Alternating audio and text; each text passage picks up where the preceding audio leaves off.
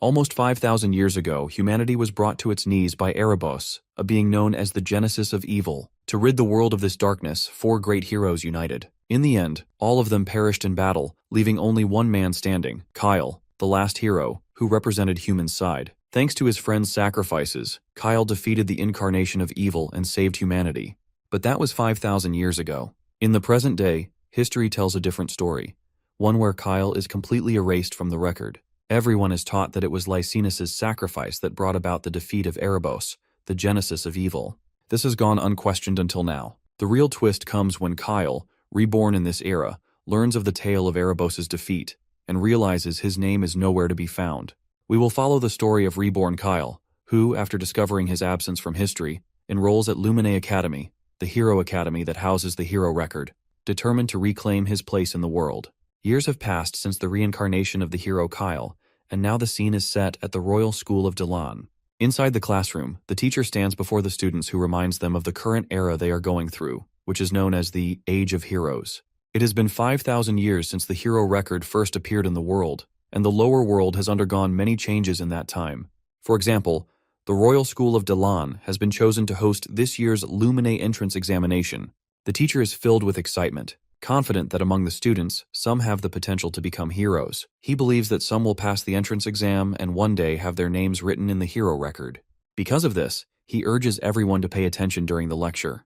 However, not everyone shares the teacher's enthusiasm. One particular student, seated in the last row, appears completely uninterested and is instead catching some Z's. This student, of course, is Leo. The teacher is frustrated by his lack of attention. He reasons that if Leo isn't paying attention, it must mean he already knows the material and sees no need for instruction. To challenge him, the teacher asks him to explain the ritual from 5,000 years ago that one had to undergo to earn the title of a hero. Leo finally stands up from his seat and responds to the teacher's question in the most casual way possible. He simply states that if someone made a name for themselves, people would just start worshipping them on their own. By the way, Leo's full name is Leo Plav, a 15-year-old from the prestigious House of Plav. It goes without saying that the teacher is clearly disappointed by Leo's half-hearted answer. So, he turns to the class and asks if anyone else would like to volunteer a more detailed response. One of the brighter students eagerly raises their hand and offers an explanation. This student explains that in ancient times, there was no direct way to gain the gods' recognition. Instead, only holy rituals were used to choose who would be considered a hero. A prime example of such a ritual is the ritual of blood. The teacher is thoroughly impressed by the depth of the answer. He's certain that this student, Gullivan, will become the greatest magical genius in the kingdom. Gullivan hails from House Tratton. Anyhow, it seems like Leo is getting pretty tired of the usual nonsense he deals with on a daily basis. From his perspective, meeting the gods was nothing special back in the day, as it was just a part of life. After all, the gods once gifted the lower world with a miracle to celebrate the great heroes who fought against Erebos, the hero record.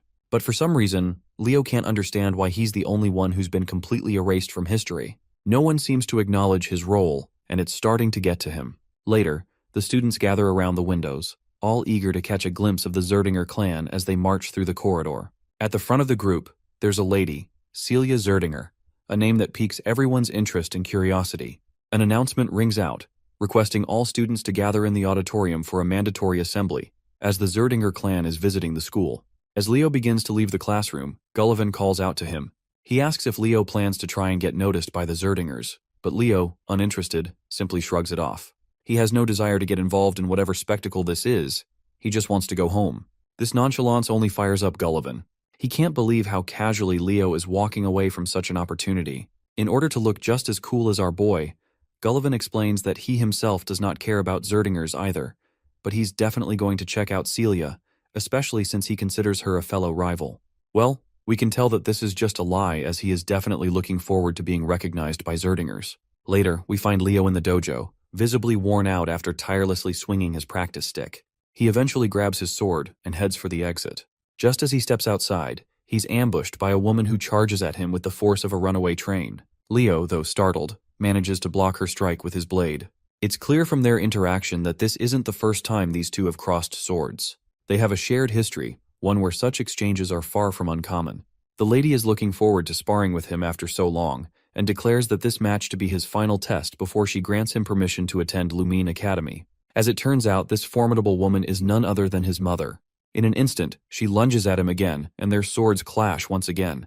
While Leo is already struggling to keep up, His mother casually remarks that she hasn't even used a fraction of her full strength. Blow after blow, the spar continues, each strike more intense than the last. Eventually, however, Leo turns the tide. His sheer skill and mastery of swordsmanship allow him to overpower his mother, forcing her to surrender. The woman is left in awe of her son's talent and growth. She stands up and, in a softer tone, asks why he's so determined to attend Lumene Academy. Before the story moves forward, a little context about the academy is necessary. Lumene Academy, the Human Hero Academy, is one of the 4 prestigious institutions of the races that house the hero record. Among them, Leo strongly suspects Lumene Academy is the most likely place to uncover remnants of his past life as Hero Kyle. With such a compelling reason, it's no surprise that Leo is unwavering in his determination to join the academy. Leo's mother then reminds him that the members of the Zerdinger clan are currently visiting Daylon, and they will be staying at the Plav mansion. Though she personally isn't thrilled about having them in their home, she has a request to make. She intends to speak with Zeiss, the vice patriarch of the Zerdinger clan, hoping that he might be willing to teach Leo the Zerdinger aura technique. She believes that with the technique, Leo will become strong enough to be admitted to Lumene Academy next year. However, what she doesn't know is that her son is determined to be admitted this year. He has no patience to wait another whole year to achieve his goals. Sometime later, we find ourselves at the Plav mansion, where Celia Zerdinger is being escorted into the grounds. As soon as she steps out of the carriage, she can't help but wonder why her uncle chose to stay in a place like this when he could have easily rented an entire hotel for himself. As we know already, she is Celia Zerdinger, 15 years old, a sword princess hailing from the Zerdinger clan. Her primary focus is on the Lumene entrance exam, and she's skeptical about how a small family like the Plavs could possibly help her prepare for it. At that moment, Celia's uncle calls out to her. He is none other than Zeiss Zerdinger, the vice patriarch of the Zerdinger clan. He teasingly asks if she isn't at least a little curious to meet Leo, the very boy who boldly declared he wasn't interested in the Zerdinger clan. Celia remains nonchalant and remarks that if Leo is just a hopeful knight who can't even use aura yet, then, in her opinion, he's probably not all that impressive. Zeiss, however, doesn't share her sentiment. On the contrary, he seems quite optimistic about Leo's potential. Once they enter the mansion, Zeiss steps forward to greet the heads of the Plav household. He exchanges respectful words with Dade Plav, the patriarch, and Reyna Plav, his wife. Both hosts graciously return the gesture, welcoming the Zerdingers to their home with equal honor. Zeiss then formally introduces Celia to Reyna and Dade. The young lady promptly reciprocates their hospitality with a courteous introduction of her own. She expresses her gratitude for being hosted in their home. Reyna steps forward and takes a moment to observe Celia. She notes that Celia closely resembles her father and uncle, both in appearance and behavior. Celia, in turn, takes note of Reyna's striking black hair and red eyes. It doesn't take long for her to realize that Reyna is part of the Zerdinger family, which also makes her Celia's aunt. Later, Zeiss and Reyna, who share the bond of being brother and sister, sit back and begin catching up. During their conversation, Zeiss mentions their recent visit to the Royal School of Dalan, where they had hoped to catch a glimpse of Leo. However, they were disappointed to find that he had already left the school as he was uninterested in meeting anyone. Reyna apologizes on behalf of her son, acknowledging that his behavior may have seemed disrespectful. Zeiss then curiously questions his sister about Leo, asking what kind of person he is. Reyna speaks highly of him, claiming that Leo is unbelievably talented. Her response prompts Zeiss to question whether Leo is truly worthy to inherit the Zerdinger flames. Reyna's praise of her son continues, but she makes it clear that she's not simply speaking as a proud mother. Leo genuinely has the talent and potential to be worthy of the Zerdinger legacy. Zeiss is quite intrigued to hear this. While he trusts her judgment, he feels compelled to test Leo himself before forming a final opinion. Later, we meet Leo, sitting quietly, trying to concentrate. After finishing his little ritual, he declares to himself that he has finally achieved a vessel capable of holding everything he needs. Leo reflects on why he hadn't yet learned aura until now. The truth lies in the unique nature of his body. Accepting aura too early would cause it to naturally adapt and specialize in alignment with the aura. This would limit his ability to accumulate mana and soul energy, two essential components of his long-term plan. In his past life, he had witnessed the danger of uncontrolled power. If he had fully harnessed the abilities and essence of his fallen comrades, he wouldn't have left behind a seedling of disaster. To avoid repeating history, Leo is determined to achieve perfect control in this life. So, the first step in his journey is mastering aura, but he intends to do so on his own terms. Before he can delve further into his thoughts, a familiar voice calls out to him, pulling his attention away. As he turns over, he spots Celia Zerdinger. With a confident smirk, she comments on how he finally seems to have grasped the basics of training. While her words carry a hint of sarcasm, she goes on to offer him guidance in swordsmanship, if he's up for the challenge. Meanwhile, our boy has no idea who the hell she is, so she introduces herself as Celia Zerdinger, the world-class sword princess, if she has to be specific. With the introductions out of the way, Leo gets straight to the point. Although he's feeling quite honored that she thought about him, he has no intention of receiving any guidance from someone he considers less skilled than himself. Needless to say, the girl's annoyed to hear this because his remark comes off like he's trying to suggest that he's stronger than her. To which Leo clarifies that in a death match, she's probably stronger, since he can't use aura himself. However, sparring with only swordsmanship is a whole different game, and he's certain he can handle her like it's no big deal. Celia feels challenged by his statement, so she looks around and grabs one of the swords from the plethora available. She wants to prove that what he has is nothing more than misplaced confidence, and she plans to do that by defeating him in a duel. In her mind, even if Leo learns aura, there's no way he could possibly defeat her. She just wants to teach him a harsh lesson in reality. She further claims that if she wins during her week-long stay here, he will become her servant. Leo isn't fazed at all by the term she's thrown at him, and in response, he asks what if he wins. To make things fair, she throws back that if he wins, she'll become his servant instead. Now that the bet is set, Leo grabs a practice sword and dives right into the sparring session. He tries to strike her with his unexpectedly impressive speed, but she easily outmaneuvers him. However, she can't help but notice that his speed is actually quite concerningly good. However, Celia is sure that this won't be enough for him to win. As they both charge at each other again, Leo lands a brutally heavy strike, and the sheer strength behind it overwhelms her. She quickly steps back as the force becomes too much to handle, and when Leo's sword collides with the ground, it shatters instantly. But he doesn't stop there. He charges at her once more. The once arrogant lady is already starting to regret challenging Leo, and she's certain she can't possibly block the incoming strike. So she braces herself and takes the hit head-on. But, to everyone's surprise, she didn't take any damage, because she had used an aura armor in the last moments, even though this wasn't part of the spar, because this spar was purely meant to be about swordsmanship. This arrogant piece of work doesn't own up to the fact that she couldn't dodge his attack. Instead, she makes an excuse, claiming it was just a reflex. But Leo declares that he's already won, and it doesn't matter. Of course, this leaves her in disbelief, as she's not ready to hand him the victory that easily. Leo had expected this, so he throws off the magic weight bracelets he was wearing to hold off his physical strength. In the next hit, he literally shatters her barrier, leaving the girl completely boggled. Meanwhile, Leo shows her no mercy and gives her a taste of his full strength. Later in the courtyard, as Leo walks around, he stumbles across his mother, who promptly introduces him to his uncle Zeiss. Leo quickly bows his head to pay his respects, and Zeiss reciprocates, introducing himself as well. The two gentlemen then shake hands. His mother then asks if he's met Celia yet, to which Leo recalls how she had fainted after their battle due to fear. Before Leo can explain to her what happened, a knight approaches Zeiss with a report regarding the lady. Zeiss is fascinated to learn that Leo defeated Celia with a body that hasn't even learned aura yet. He personally expresses his admiration for Leo, saying it's nothing short of impressive. But Leo claims that she just underestimated him. Zeiss then questions what Celia lost in the bet, to which Leo happily responds that the loser was supposed to become the servant of the winner, so basically, Celia is his maid for the next week. As much as Zeiss dislikes this idea, he understands the importance of keeping one's word. Still, he makes it clear that Celia is from the Zerdinger house, so he can't possibly order her around to do maid's work. He hopes Leo will rescind the promise, and in exchange, he offers to personally reward our boy with something far more valuable.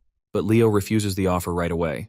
He lets his uncle know that this was a wager between Celia and him, and as long as she retains the Zerdinger name, she needs to take responsibility. The uncle then questions him if he's also willing to let go of the opportunity to learn the Zerdinger's aura breathing method. Leo once again responds with a sassy jab. He believes that an aura breathing method given with the objective of preventing a niece from being humiliated holds no value in being learned.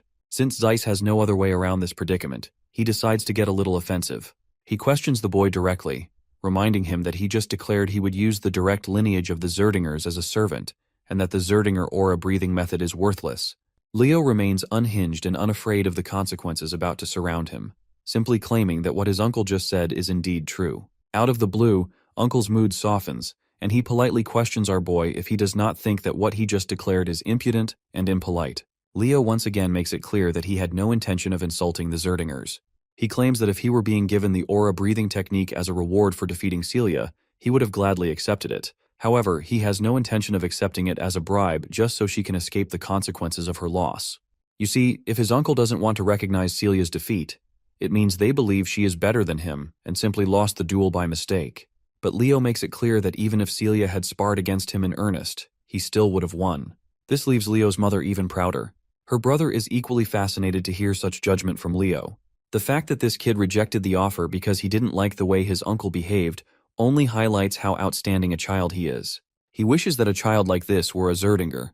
Zeiss then gestures to his knights and orders them to send Celia to the maid's quarters. He turns to Leo and grants him the right to address his uncle without any honorary titles. After that short conversation, Leo parts ways, and Zeiss turns to his elder sister, proudly telling her that once he gets back home, he'll make sure to convince their elder brother so they can teach Leo the mighty technique, Phoenix Breath. Later, the scene switches to Leo's room. The first thing we notice is Celia's totally embarrassed face. She's going bonkers with embarrassment as she claims herself as Celia the maid, who will be in charge of Leo for the next week. Leo is literally enjoying the heck out of it when she calls him like that.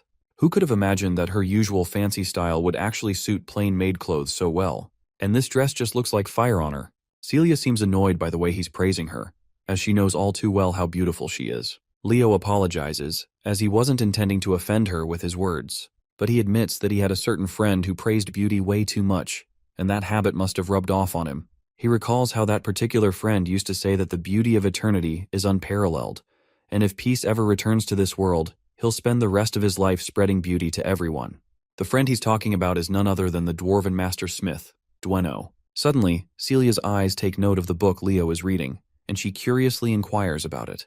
Leo explains that he used to read it a lot when he was younger. It's the book known as The Great Hero of the Beginning. Celia remembers how she used to read this book when she was literally 5 years old. Seeing how much he likes this particular book, she walks over to the bookshelf and pulls out another one, mentioning that there are a lot of books about Kyle.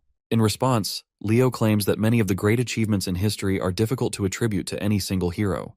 He believes that many of these accomplishments, which are attributed to one hero, might actually be the result of the collective actions of multiple heroes over time. In short, he is trying to imply that Kyle's achievements have also been attributed to other heroes. But Celia dismisses such thoughts, claiming that Kyle was probably a scammer who tried to take credit for the achievements of the great heroes. At least, that's what most people think. And of course, she's one of them. Naturally, Leo isn't thrilled to hear that all people consider Kyle a phony scammer with zero contributions to the world. He then pushes aside all the talk about Kyle and decides it's time for breakfast before starting his training. Celia quickly gets into character, and just like any maid would, she humbly asks her young master if she could train with him. Outwardly, she's all pleasant and polite, but inwardly, the girl feels a lot of toxic thoughts toward him. Still, she has to play along because she wants to uncover the secret behind his strength.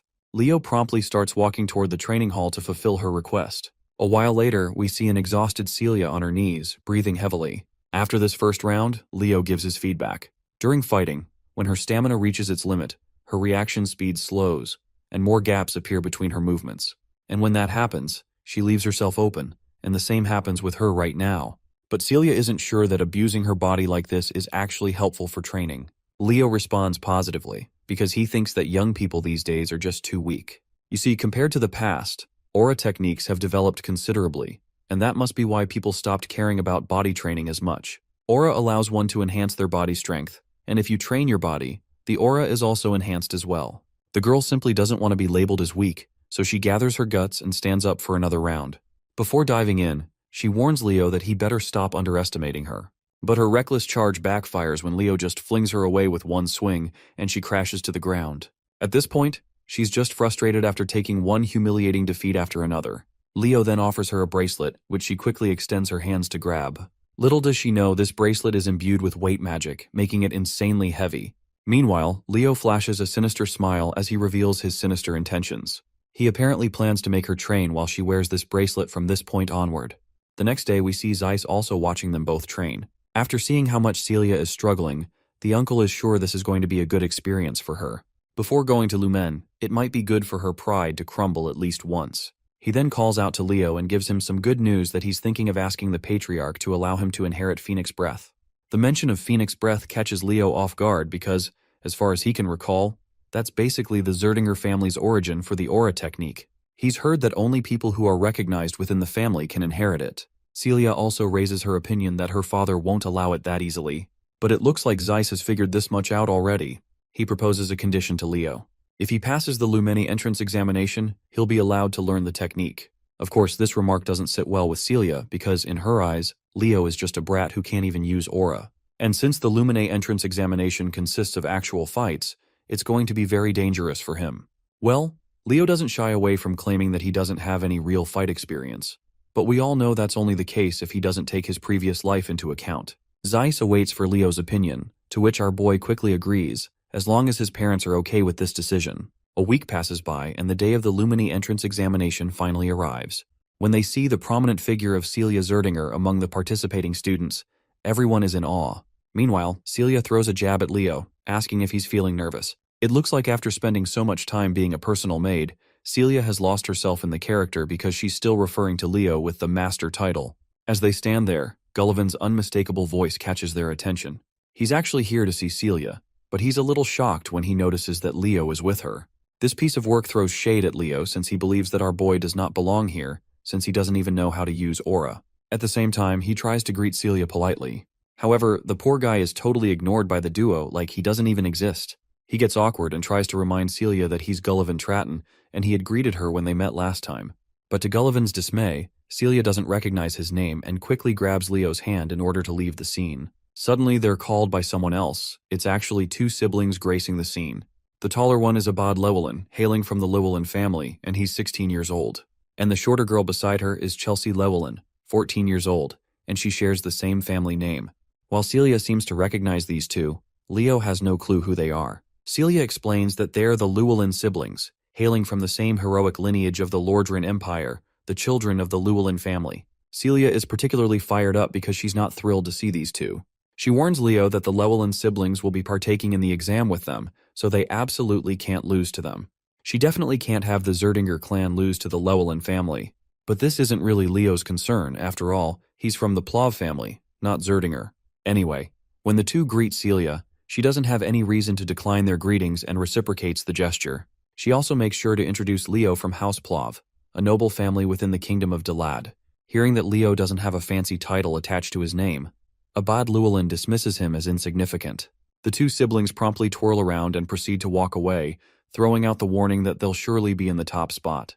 It goes without saying that Celia doesn't like the Llewellyn siblings' guts, and is looking forward to thoroughly crushing them in the upcoming trials. Suddenly, someone representing Lumine Academy steps onto the podium, immediately commanding the attention of everyone present. The man introduces himself as Albi Zeron, a professor at Lumine Academy. While Celia's expression shifts to one of shock upon seeing this prestigious figure, Leo seems unimpressed, mostly because he has no idea who this guy is. Celia is visibly annoyed that Leo doesn't even recognize someone of Albi's stature. She takes the opportunity to educate him and explains that Albi Zeron is listed in the Hero Record, a distinguished list of individuals considered heroes of the current era. Leo takes a moment to observe the professor carefully and notices something peculiar: immense mana concentrated in Albi's left eye. Professor Albi then proceeds to address the gathered students. He begins to explain the format of the entrance examination. According to Albi, the trials involve two main components: one-on-one combat and monster subjugation. Traditionally, participants would take turns completing these tasks. However, Albi immediately clarifies that he finds such methods tedious and wastes no time proving his point. In an instant, he burns the sheet of paper he was holding, as if discarding the conventional exam structure entirely. And up next, he pulls out a thick, ancient-looking book. As he opens it, the teacher summons forth the first chapter titled Prologue, The Wild Forest. In that moment, a massive enchantment circle begins to glow under the feet of the entire student body. The scene is set, and no one has a clue what the professor intends to do next. But one thing becomes crystal clear, which is that Albi Zeron despises inefficiency. He declares that he's combining all the trials into one seamless challenge and will move forward at once. To understand what's happening, we learn that the hero record isn't just a historical record. Its real value lies in its ability to manifest the hero's world, which contains the experiences of past heroes. By accessing this world, one can inherit the power of a previous hero. Simply put, it's almost like a hero training system. All the students have been transported into this hero's world, known as the Wild Forest. The professor announces that their one and only objective is to survive. Whether they join forces or eliminate each other, they can do whatever it takes to stay alive. Those who want to quit can break the orb they're holding and return. That's all there is to it. After looking around for a few minutes, it doesn't take our boy long to recognize the place. It looks exactly as he remembers. You see, this used to be an elven forest before it was taken over by the witch queen, Silatna. Meanwhile, some students just want to go back, especially since they think that this place is nothing more than an illusion. But our boy doesn't share the same thoughts. As far as he can tell, while this world might have come from the examiner's memories, everything that is going to happen here will be real. The deadly hazards here could seriously kill someone if they're not careful enough. With the mention of danger, Leo notices someone's presence and is soon attacked by an arrow that literally shatters the ground beneath him upon impact. Thankfully, he's safe, but when he looks in the direction of the arrow's source, he sees it's the girl from the Llewellyn family, Chelsea. It looks like she has mistaken him for a member of the Zerdinger family, and because of that, she's determined to eliminate him. But Leo quickly makes it clear that he's a member of the Plav family. Chelsea, however, becomes more aggressive, thinking he's lying since she had seen him with Celia earlier. Without hesitation, she casts her magic Windsickle. Leo seems impressed as he watches her chant a spell that didn't exist in his past life, but he also notices that the basics of this spell are not much different. Meanwhile, Chelsea is frustrated by how calm and composed he is while facing her. To shake him up, she unleashes her impressive ability at him, but Leo just effortlessly blocks it with a single swing of his sword, and the mana blade she sent at him simply falls away. This leaves Chelsea unsettled. From what she can tell, he didn't even use aura, so how has he blocked her attack so easily? Our boy just rubs salt in her bruised ego by casually claiming that her attack was too simple. He invites her to form an alliance as it will be beneficial for her. He reminds her that the one who survives the longest earns the most points, so as a sorceress, she should at least try to pass one test before getting eliminated. I don't even have to tell you what her response is. She quickly fires back and boasts that she is not your typical sorcerer, she's a battle mage. She's offended by his comment where he called her attack simple. Feeling the sting of his words, she channels all her power to crush him on the spot, just so she can prove she's not the weakling he thinks she is. But all of her attacks end up being pointless, as Leo isn't even standing in the direction where the blades are heading. What's worse is that she can't feel a trace of mana anywhere, so she can't even spot him where he is. But her eyes soon meet Leo, who's right in front of her with his fist balled up. We don't get to see if that punch lands on her terrified face or not, but one thing is clear. Her knees lose the strength to hold her up, which is a clear sign of victory for our boy. Leo, however, once again reminds her that the offer to join forces is still on the table if she changes her mind. Before we can hear her response, the scene cuts to the faculty of Luminae Academy, who are watching the show through a digital window. They're thrilled to see that the battle is finally heating up. Back to Chelsea. It looks like she's getting no mercy. Leo has tied her to a tree trunk, and the look on his face clearly shows he's not exactly having good intentions for this poor girl. He also makes sure to start a small bonfire since the night is settling in. The fire intensifies, and flames begin to crawl toward the damsel in distress tied to the log. Seeing the flames causes her to panic, but she could avoid this fate if she agrees to cooperate with Leo. But well, this lady is as stubborn as they come and refuses outright. She makes it clear she needs no one to ally with her except for her brother. She tries to use some wind magic, but her efforts prove futile because Leo has already placed a skill that restricts magic. Though inwardly, he reveals to us that he doesn't have enough mana to maintain this skill, so it won't last much longer. The lady finally relents, thinking she doesn't need magic to get herself out of this mess. But that's exactly why Leo is here. He's more than ready to keep a close watch to make sure she's not trying anything tricky. Without hesitation, he cranks up the intensity of the fire, and soon the flames begin to catch on her. Even her clothes start to burn. Well, that's the last straw. The girl finally concedes and agrees to form an alliance with him. But of course, a few words aren't enough to convince Leo. He tells her to swear on her family's name. The girl quickly fulfills his demand, swearing on the Llewellyn family name that she will cooperate. Finally, Leo releases the ropes that were holding her, but before she can fall into the scorching flames, he cradles her in his arms. The scene transitions back to the teachers, who are diligently watching the students perform. So far, Albi Zeron has not seen a student who can live up to his standards. To think that most of the students chose to compete and fight each other seems utterly foolish and ridiculous. The only ones showing real strength to the point where it's noticeable are Celia Zerdinger and Abad Llewellyn, who are working closely together. At least this gives him some reassurance that there is still hope for the students. Then, his attention shifts to Leo and Chelsea, who are also working together. His eyes are particularly fixated on Leo. Although the fire stunt he pulled on Chelsea was pretty immature, getting Chelsea Llewellyn to cooperate at least earns him a passing grade in Albi's eyes, especially since he doesn't possess the power or grace of Celia and Abad. However, it seems this is where the teacher is utterly wrong, because our boy took down Celia without even breaking a sweat. Regardless, Albi Zeron considers Leo an unexpected dark horse in this competition. After slashing down a few monsters in their path, both Leo and Chelsea decide to move forward. It seems that Chelsea has finally started to realize that forming an alliance with Leo wasn't such a terrible decision after all. She then asks him what aura he's using, as she hasn't detected any mana from it. To her surprise, Leo casually drops the bombshell that he doesn't even know how to use aura. Unsurprisingly, this shocks and surprises her. While they're going back and forth, a monster is lurking behind the bushes, keeping a close eye on them. But Chelsea quickly notices the presence of the monster and fires at it instantly. Not gonna lie, this attack was way too overpowered for such a feeble monster. Even Leo admits that she does indeed have impressive strength, but the way she uses it is completely wrong. Suddenly, Leo senses something strange and tells her to halt her movements. He's noticed something odd in the sand. When he crouches down, he notices dry ground and decayed dead bodies of people. Out of the blue, an explosion erupts, but Leo quickly jumps away while carrying Chelsea in his arms. The sneaky bastards who had set the trap finally emerge from hiding. It turns out it's Gullivan and his partners. We all know that he's got beef with Leo, so it's no surprise he's here to specifically target him. He commands one of his companions to charge, and the poor fool obeys without hesitation. Unfortunately for him, he's greeted with a jaw-breaking blow from Leo, leaving him sprawled out on the ground. Leo stands tall, exuding total GigaChad energy, and calmly tells Chelsea to just watch his back. For a moment, Chelsea is startled, seeing how effortlessly he has saved her twice in a row. But she quickly gets up and positions herself behind him, ready to face the remaining goons. Meanwhile, Gullivan does what he does best, runs for his pathetic life. He abandons his crew, desperately trying to put as much distance between himself and Leo as possible. The only thought crossing through his mind is to find a partner fast. As fate would have it, Celia spots him from a distance. Instead of chasing him, she calmly walks into the direction he's running from. When they finally arrive at the scene, what they see is jaw-dropping. The area is littered with monster corpses and the bodies of students who had tried and failed to take them on. Naturally, Chelsea lights up at finally being reunited with her brother. Meanwhile, Celia throws shade at Leo, demanding to know what in the world he's doing with Chelsea.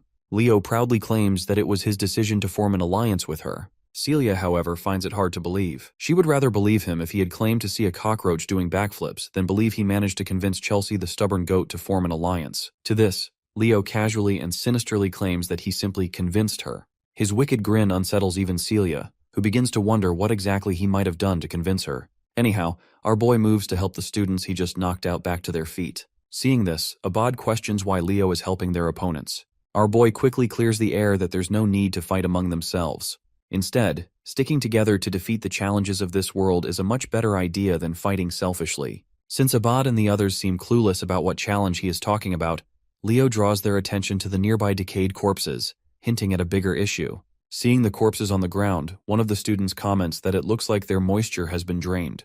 Leo clarifies that this isn't the only odd thing here. He points out how this place, out of nowhere, seems completely devoid of any monster presence. It's as if the monsters are afraid of something, like a high-tier monster has appeared and scared off the others in the forest. As the pieces start falling into place, Abad finally understands what's going on. As far as his understanding goes, Hero Albi's first feat was defeating a high-tier monster. Just then, they all hear a massive roar in the distance, the sound of something close and ominous stirring deep in the forest.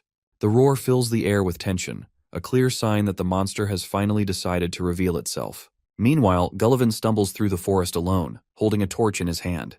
He looks terrified, and despite being deep in trouble, his feeble mind is more focused on getting revenge from our boy than on survival. Suddenly, he notices a corpse at his feet, and there is also something behind this veil of darkness that causes him to trip and fall. The thing he saw in the dark is a giant monster. The monster looks like a giant spider, and it seems to be quite hungry. By now, it's clear that Gullivan is as good as dead.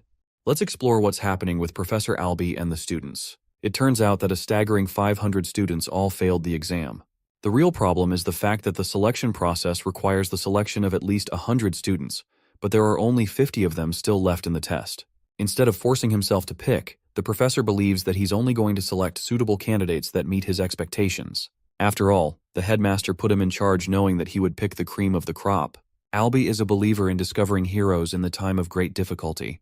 He has gained an interest over Leo Plov, a dark horse with unexpected talent. The question is, will this dark horse be able to overcome the harsh exam? Going back to the scene of the students in the exam, they're fast on their feet and have trouble navigating because of the dark atmosphere. Celia illuminates her blade and claims that she's seen something up ahead. Her sword's red shimmer reveals the face of the terrifying spider who is currently devouring its prey. It strikes fear into their hearts as Abad rushes to use a mage spell to take down the threat. However, Leo is quick to stop him and advises Gullivan to break the crystal. Of course, Gullivan is out here becoming breakfast between the spider's teeth, so he can hardly move. He decides to smash the blue crystal, sending a wave of electricity inside the creature's mouth. With their preparations ready, Abad charges his Windfang spell and releases it upon the menacing creature. His attack manages to wound the monster, but fails to deal the killing blow. The four of them are horrified to comprehend the level of threat they're up against. This creepy crawly is the Spider Princess Tarantula, and she's not cute. One student foolishly lunges in with the hopes of a melee attack. He's humbled too soon with a single strike to his body, sending him crashing to the ground. Next up is Celia, who is arrogantly assuming that she'll end the fight with a single attack. Activating the Prominence spell, she releases a sharp yet destructive beam of red, piercing the creature's body and sending it waves of pain. However, the spider is as durable as a tank and quickly recovers, making Celia's approach useless as well. Abad uses this moment to talk her down, claiming that a mage and a knight's destructive power is incomparable. He releases a wind spell, Raphael, to slice the spider in an endless spiral. However, by the end of his attack, he's terrified to find the creature alive and well, staring him down. Sensing that her brother is in imminent danger, Chelsea casts her Windbreaker magic to help him out. Still, Abad suffers a cut from the spider's claw, though his sister's attack cushions the blow with her magic. She comes to check on him after he barely made it without losing an arm. They've tried everything against this monster, but its immensely fast regeneration proves them useless. Despair is setting in their hearts as the Queen Tarantula approaches to finish them. Leo comes in and explains that this creature is the daughter of Salatna. She was a deadly monster within Erebos' army, responsible for incinerating the elf forest. What's more, Leo reflects that the mana he detected in Professor Alby's left eye contains signs of the Fairy King's mana. The tarantula ruled over the cursed wild forest. Not only did she annihilate the forest belonging to the elves, but she also ate the most reliable comrade of the Fairy King who rebelled against her. At the time, Leo believed that Luna responsibly defeated Tarantula, but it turns out the reality is different. The tarantula survived thanks to devouring the Fairy King's assistant, who possessed the source of infinite life energy in the form of an invaluable artifact, none other than the Ring of Life. Abad is as stubborn as a log, and thinks that it's only right for him to take out the monster if it's a part of the exam. Both he and Celia decide to unleash consecutive strikes in the hopes of defeating the creature on their own. The tarantula endures their wrath, but Leo thinks it's all useless since the creature will just keep regenerating to no end. In fact, they'll be the ones to run out of mana first. In a last-ditch effort, Celia asks for his opinion on how they should handle the monster. Leo explains that it requires the teamwork of two, but his suggestion is immediately met with disagreement by Abad, who is selfishly hoping to overcome the monster on his own. The same goes for Celia too. With both of them acting like children, our boy comes and gives them a dear reality check, that if they don't work together to defeat the monster, they will all fail. His words finally get through. Abad amuses the possibility of them working together, and thinks that it will still consume some time to initiate a joint strike that kills the creature in one go. The thing is, since no one apart from them can stall the monster, it's going to be hard. Deciding to step up and contribute in their struggle, Leo expresses that he can buy some time for them. Celia thinks he's become a nutcase and reminds our boy that he can't even use aura yet. Leo confirms that he can hold out no longer than 5 minutes for them in his state. The magician Abad is afraid that their coordinated attack might still fail by then. However, Leo is absolutely certain that it will work and picks up a weapon from the ground. He adds that both fire and wind elements share a great affinity with each other, so it will be sufficient. Despite their differences, the Sword Princess and the Great Magician become allies, while Leo looks up to the ugly spider as a good challenge and a reminder of his past life. The fight begins with our boy impressively slicing off the creature's limb with a sharp swing, shocking the other two students. He goes on to annihilate the creature's face, and finds himself satisfied to find the monster of Tartaros. Exploring a flashback of the past, we see an elven child running in frightening tears. Unfortunately, the monster Tartaros captures him with its webbing. With the boy completely immobilized in the creature's net, there's just no chance of escaping anymore. The spider quickly arrives, ready to consume him whole. The boy begs for his mother's help and awaits impending doom, until one radiant being appears as a savior, a being of light that stops the creature from hurting the child. Luna felt infuriated with the creature wreaking havoc on her homeland, and going as far as to devour the contractor responsible for being the right-hand man of the elven forest. Luna releases a light attack aimed at the toothy creature. Her magic attack enveloped Tartaros, caging the creature before sending down a column of thunder. Luna wasn't expecting Erebos' army to have come and conquered the elven forest as well. At the time, Leo in his original life became responsible for freeing the kid, helping him escape the webbing net. Let's explore the current scene, where he's standing with an axe in hand, ready to buy time for his teammates. Still, he can't do much without his aura. Requesting Chelsea for help, Leo instructs her to use elemental magic, targeting him with her weapons. He evasively dodges a strike. Because of his immense speed, Chelsea is concerned that he might get caught up in the attack at this rate. However, Leo emphasizes that he's going to be just fine so long as she hurries up. Chelsea activates her magic, ready to mold any kind of weapon for him. Leo is fine with anything as long as it works. She manifests a weapon for him, while he guesses that she's preparing a scimitar and a bastard sword. With both weapons in hand, Leo unleashes his fury of slashes, cutting down on the spider. With each weapon breaking, Chelsea sends another one in his direction. He catches a dagger and a battle axe. Leo's shocking and overwhelming physical capabilities have shocked Chelsea to the core, so much so that she thinks he's an expert in martial arts. Even Abad can't help but think of him as strong. Still, it's not like he's invincible, as a sharp cut grazes his face. Leo thinks that if he can't even stop a stupid spider here and now, then his friends will never stop mocking him in the afterlife. He ramps up the intensity and cuts down the spider, requesting for another weapon. Unfortunately, Chelsea is all out of weapons in her disposal, which comes as a shock to him.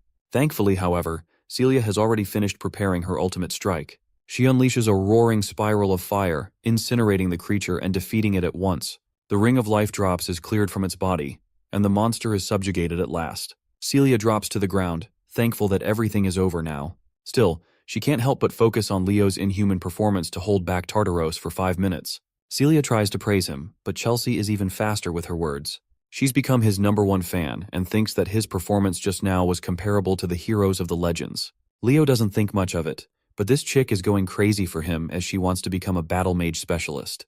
She pleads to learn from him. Funnily enough, Celia is hoping for Chelsea to receive exclusive training from him to get a taste of what suffering truly looks like.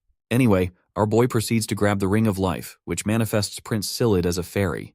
He rekindles the prince's memory by saying his name. Hearing that, he goes back into the ring and accepting Silid as the Fairy King. This is all thanks to Professor Albie stumbling upon the Eye of Mana.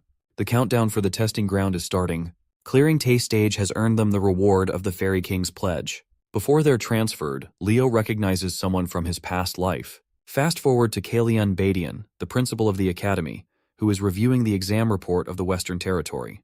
His assistant wonders how many students Albie ended up passing because of his strict requirements. The headmaster is rather surprised to see 40 students coming clean from the exam, which still isn't a high number. The headmaster isn't too disappointed because this dude thought he'd only see 10 students passing at most. This is still a great achievement. Celia and Abad seem to be the top candidates in his expectations. The headmaster heard that there was someone who was recommended as the representative for the year. It's shocking enough that Albie of all people recommended a student. They're almost certain it has to be either the Zerdinger or Llewellyn candidate. But as it turns out, this candidate is someone that no one's heard about before, a name that exceeds both Celia and Abad in performance. We come to Professor Albie's side of things, who is sharply assessing the boy's abilities. He recommended the student Leo Plav as the representative of the Night Division. The headmaster expresses shock for the professor to speak highly of this brilliant student. He specifically described this candidate to boast the talent of a hero. Now that the examination is all done and settled with, our boy is enjoying a hot sauna all to himself, relishing in its warmth. The reward for clearing the exam is the Fairy King's pledge. Now when it comes to clearing a hero's living world, there isn't supposed to be a typical reward, but strangely, he was given one as the exception. Leo doesn't understand why and sees his mother standing in front of him. She confronts the boy, questioning if he knows why she was expelled from the House of Zerdinger. In an effort to rescue an ally, she ended up losing control and unleashed the flames of Zerdinger. But she hasn't come to regret her decision, not even now. Fixating her attention to her only son, she wants the boy's incredible talent to be steered in the right direction. Also, she's most delighted to congratulate him on being accepted into the academy. Stepping foot in the glorious Lumeria city, the students are requested to collect their belongings before stepping foot outside the gate. Lumeria is the centerpiece of the world, and its most prized institution is the Lumine Academy. With Leo finally having arrived, his uncle comes to greet the boy and shares his congratulations for passing. Leo wonders what he's doing here, and learns that the House of Zerdinger is currently busy resolving an unending debate that has been going on for at least a month's time. He quizzes the boy, asking if he knows the reason for the conflict. Leo wonders if it has anything to do with the inheritance of the Phoenix Breath. His uncle confirms that it's exactly the case, and while his older sister isn't a part of the Zerdinger clan, Leo is inevitably her son. Then there's the fact that the elders of the clan are highly impressed by the boy's clearance of the Western exam, notorious for being extremely difficult. Leo is handed a special subspace key, which he decides to use at once by chanting a command. It unlocks access to a special book. His uncle then instructs him to stain the pages of the book with his blood. Leo follows his instructions, biting his thumb and releasing the splattering drops on the page. Now that he's shared his blood, he has access to the information inside the book. No one else will be able to know. And while it isn't easy to master the techniques of the Zerdingers, his uncle is confident in the boy's talent and believes he will get used to it in no time. With this, he officially welcomes him to the House of Zerdinger. After their meeting, Celia requests to meet Leo in an unknown location. Suddenly, a girl randomly bumps into him, causing the both of them to crash. Glasses girl over here quickly gathers her books, apologizing for her careless rushing. She goes away when Leo notices her card. He picks it up and learns about Chloe Muller, who is a freshman at the academy. Leo opens the door to find an annoyed Celia, who reminds him that they've got a lot of things to shop for and he's already late. He apologizes, as he unexpectedly ran into his uncle before coming here. Beaming with joy, Celia curiously asks what happened. To answer her burning question, the boy commands the flames of the Zerdinger family, questioning if he's doing things the right way. Seeing this, she's in utter disbelief. The confident Leo managed to master the secret technique in less than a month. His incredible achievement causes her to fall in shock and leaves her wondering if he's even human. Later that day, the Sword Princess and the Forgotten Hero are spotting a ship docking nearby. Professor Ain introduces himself as the instructor of the night class. He wants the students to board the ship immediately, as they will be leaving for Lumen soon. The journey begins with the students leisurely enjoying their time. Leo and Celia look like a couple, which causes a confident young fellow to release a comment that gets on Celia's nerves. This an alchemist from the kingdom of Moira, and he's a merchant with everything to sell. He attempts to do business with the couple in case they need supplies at the school. Leo introduces himself by his student identity and explains that he belongs to the kingdom of Delad. Thomas is noticeably surprised to hear this, because that kingdom took the difficult Western exam. Leo wants to address the elephant in the room, as he's finding the whole setting a little too strange. It seems too peaceful, even though Celia thinks that this is the standard treatment the freshmen should receive after clearing the exam.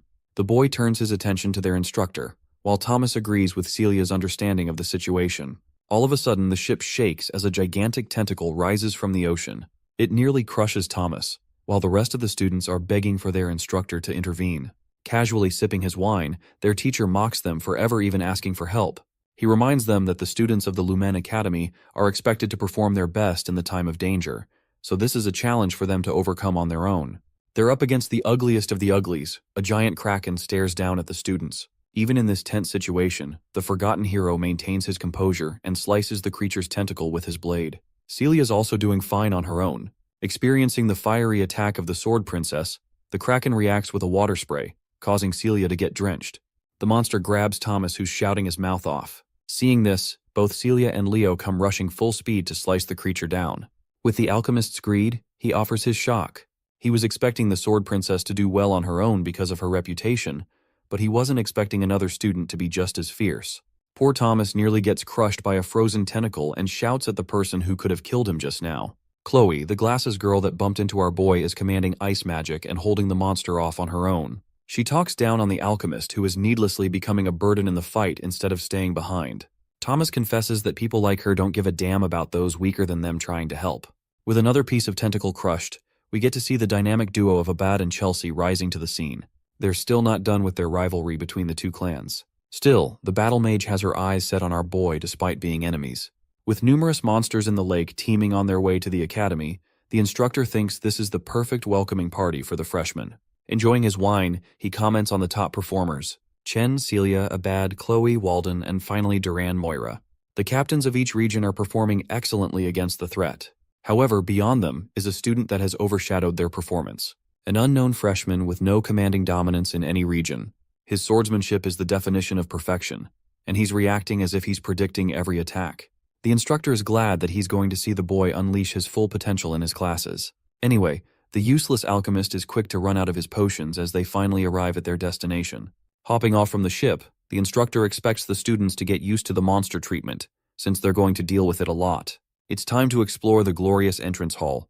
The Lumini Academy's training grounds are extraordinary. Many spectators are hoping for the freshmen to put on a good show. The entrance ceremony is soon to begin. The Night Division is grouped by their instructor, who wants the captains to come to the front of the lines. The headmaster of the academy oversees the announcement, expecting great things from the hero candidates of this year. Kalian emphasizes to the students that if they ever want to become strong heroes, they'll have to risk their lives and always be expected to surpass their limits. Slamming his fist to the ground, the headmaster believes that if they can't do the bare minimum of what he just mentioned, then they don't belong to the prestigious institution. And then a second later he melts into a grandpa, acting like he didn't just intimidate the crap out of them. Kalian points out and asks why they've all gone quiet all of a sudden. His radiant reputation and image as the brilliant swordmaster slowly gets tainted by the day. Next up is a speech from the freshman representative, a name that the first years are looking forward to. It's not Celia, Abad, Chloe, or anyone else. Only Leo Plav's name is chanted, coming as a shock to even him. He quickly turns to the professor and realizes that he must have recommended him. Leo approaches the podium and addresses the professors and seniors with his speech. While this is going on, many students are bickering about the talks of this unknown student. They don't know what happened or who even is. The speech comes to an exhausting end, as Leo Plav is inquired about his goals as the representative of the year. He realizes that their goal is to intentionally provoke the finishers behind him. Leo offers his words in a very polite and professional manner, drawing attention from the other instructors.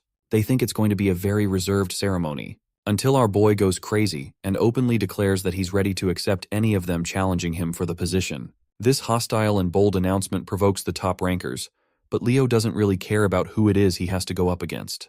With the announcement settled, the students go to their dormitories. From tomorrow, exploratory classes will elapse for 1 week. This is a special grace period for the students to take any class which will later help them decide 3 subjects to major in. The students are promptly advised to rest up so they don't face a first-day late class. Leo's room is designated right next to Thomas, who is excited for his first class tomorrow. They exchange a goodnight greeting and Leo collapses on his bed. His mind is busy wondering what he's supposed to accomplish in the academy. Seizing his place in the best institution, he desperately hopes to find his long-lost hero record.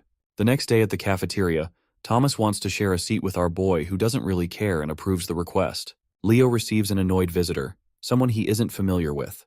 This guy is Duran from the Central Region, and he's here to confirm if the challenge he stated in the announcement carries any weight. Leo understands that his speech was provocative in its fullest. After all, it invited a stranger to take him on in an aggressive manner. Duran thinks he's some hotshot of the Central Region, but Leo simply doesn't give a flying fuck and continues drinking his fruit juice. Pissed for being taken lightly, Duran lashes out by releasing a thunderous kick, sending the table flying. However, Leo's inhuman speed helps him rearrange the ingredients and reform his perfect cheeseburger. This man is the definition of class as he made a meal out of the occasion. Leo provokes him, stating that he just couldn't ignore free food to waste away like that. Duran, on the other hand, is in the mood to kill this guy with his every word. He thinks the freshman representative is much weaker than he is, which his ego can't stand. Intervening the fight, their instructor casually rests both his arms around the 2 students. He politely mentions their ranks as the representative as well as the captain of the region. The instructor is hoping they're prepared to receive due punishment for engaging in a fight on the first day. You can just see both their faces crying for help. Let's jump ahead and visit the first exploratory class of the night department. For some reason, Celia is concerned why Leo isn't around. He emerges at last, completely exhausted for breath. His condition invites Celia's attention, because she thinks he fought with someone. Leo decides not to say anything for the time being. Class is about to start. Ain introduces himself as the instructor of the first-year night classes.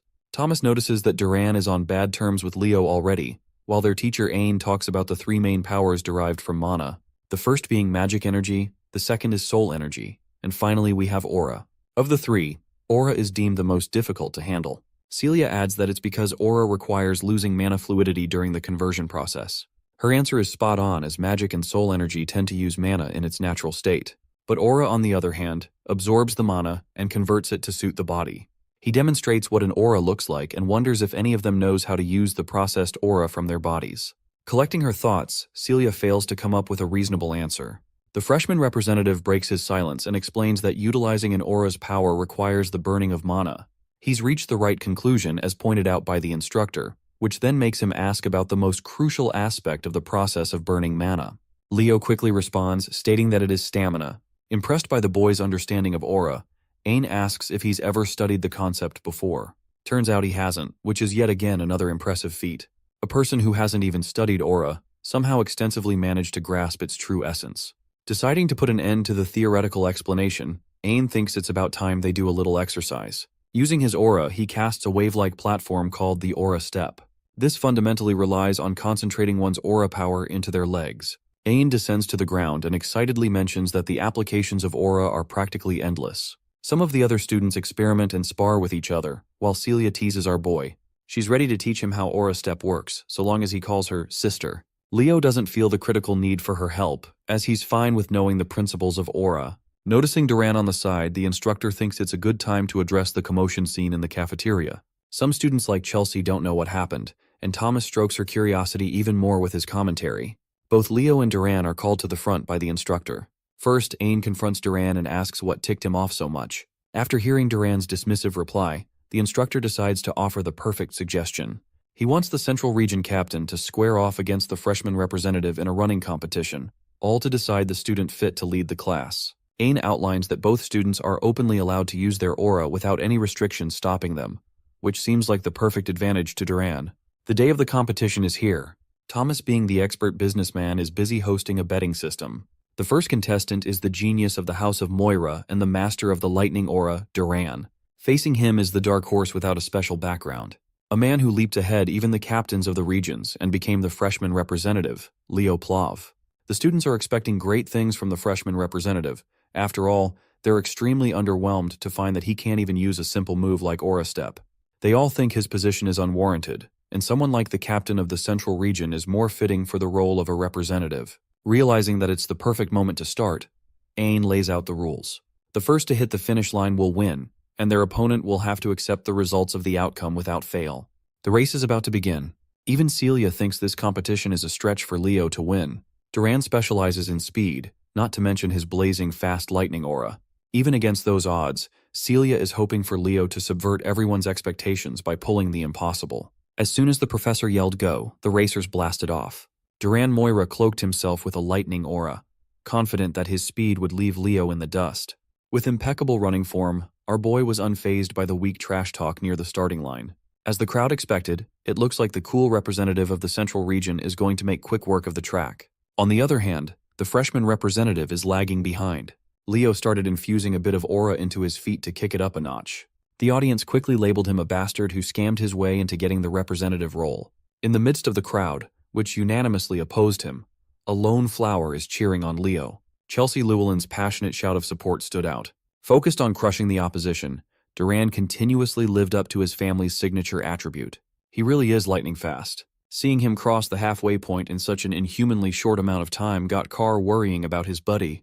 It seems like Leo will be on the losing end if he doesn't step it up. So, the young man looked around the track. Much to everyone's surprise, he did not push to go faster but decelerated instead. Once his momentum was dead, Leo started running out of the track and into the walls.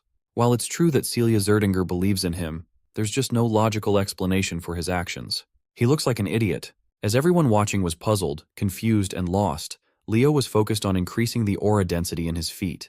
With multiple successive inhuman jumps, he fully went off track into the grass and finally leaped up into the stands. He turned around and watched nonchalantly as Duran stretched his lead with consistent speed. Leo's aura density reached its peak, the fiery force in his feet cracking the stands he was standing on.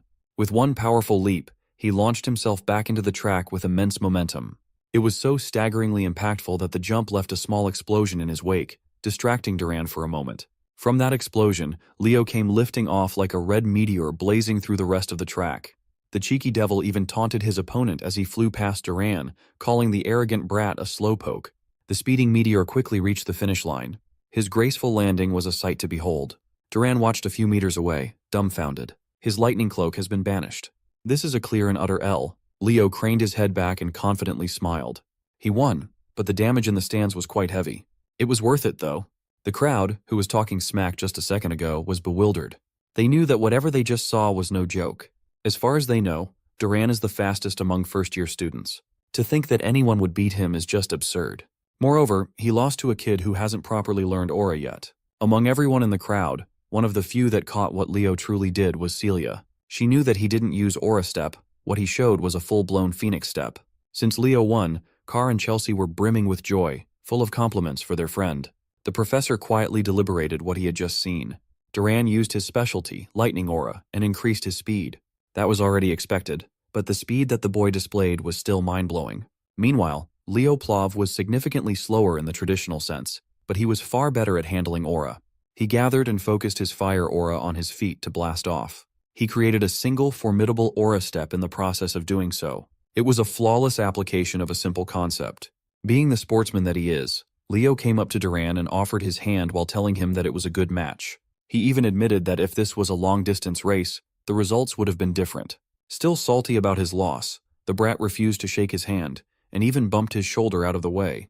The professor is positive that among the current generation of disciples they have, a formidable hero might finally be born again. As soon as Leo reached the corner of his friends, Chelsea immediately showered him with compliments.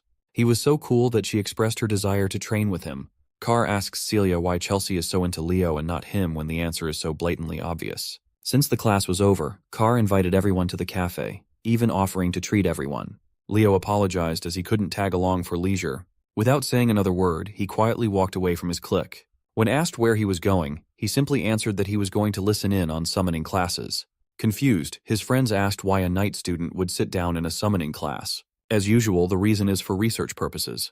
There's still something Leo can't wrap his head around. Why did the Fairy King give him the pledge as a reward? As far as he knows, the rewards of the hero's world are connected to the world owner's power. The reward he received is seemingly related to summoning, but Professor Albie is a pure magician and not a summoner. By that logic, Leo should have received a magic-related ability.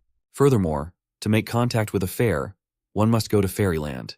Whatever reward he got won't be of use for now. While Leo was waiting at the site of the summoning classes, a familiar voice asked if he was also a summoning student. It turned out to be the Eastern captain and top scorer, Chen Xia. Unlike the other captain who just raced, this lady is polite, cheerful, and kind. They exchanged pleasantries, and she insisted that he just call her Xia from now on.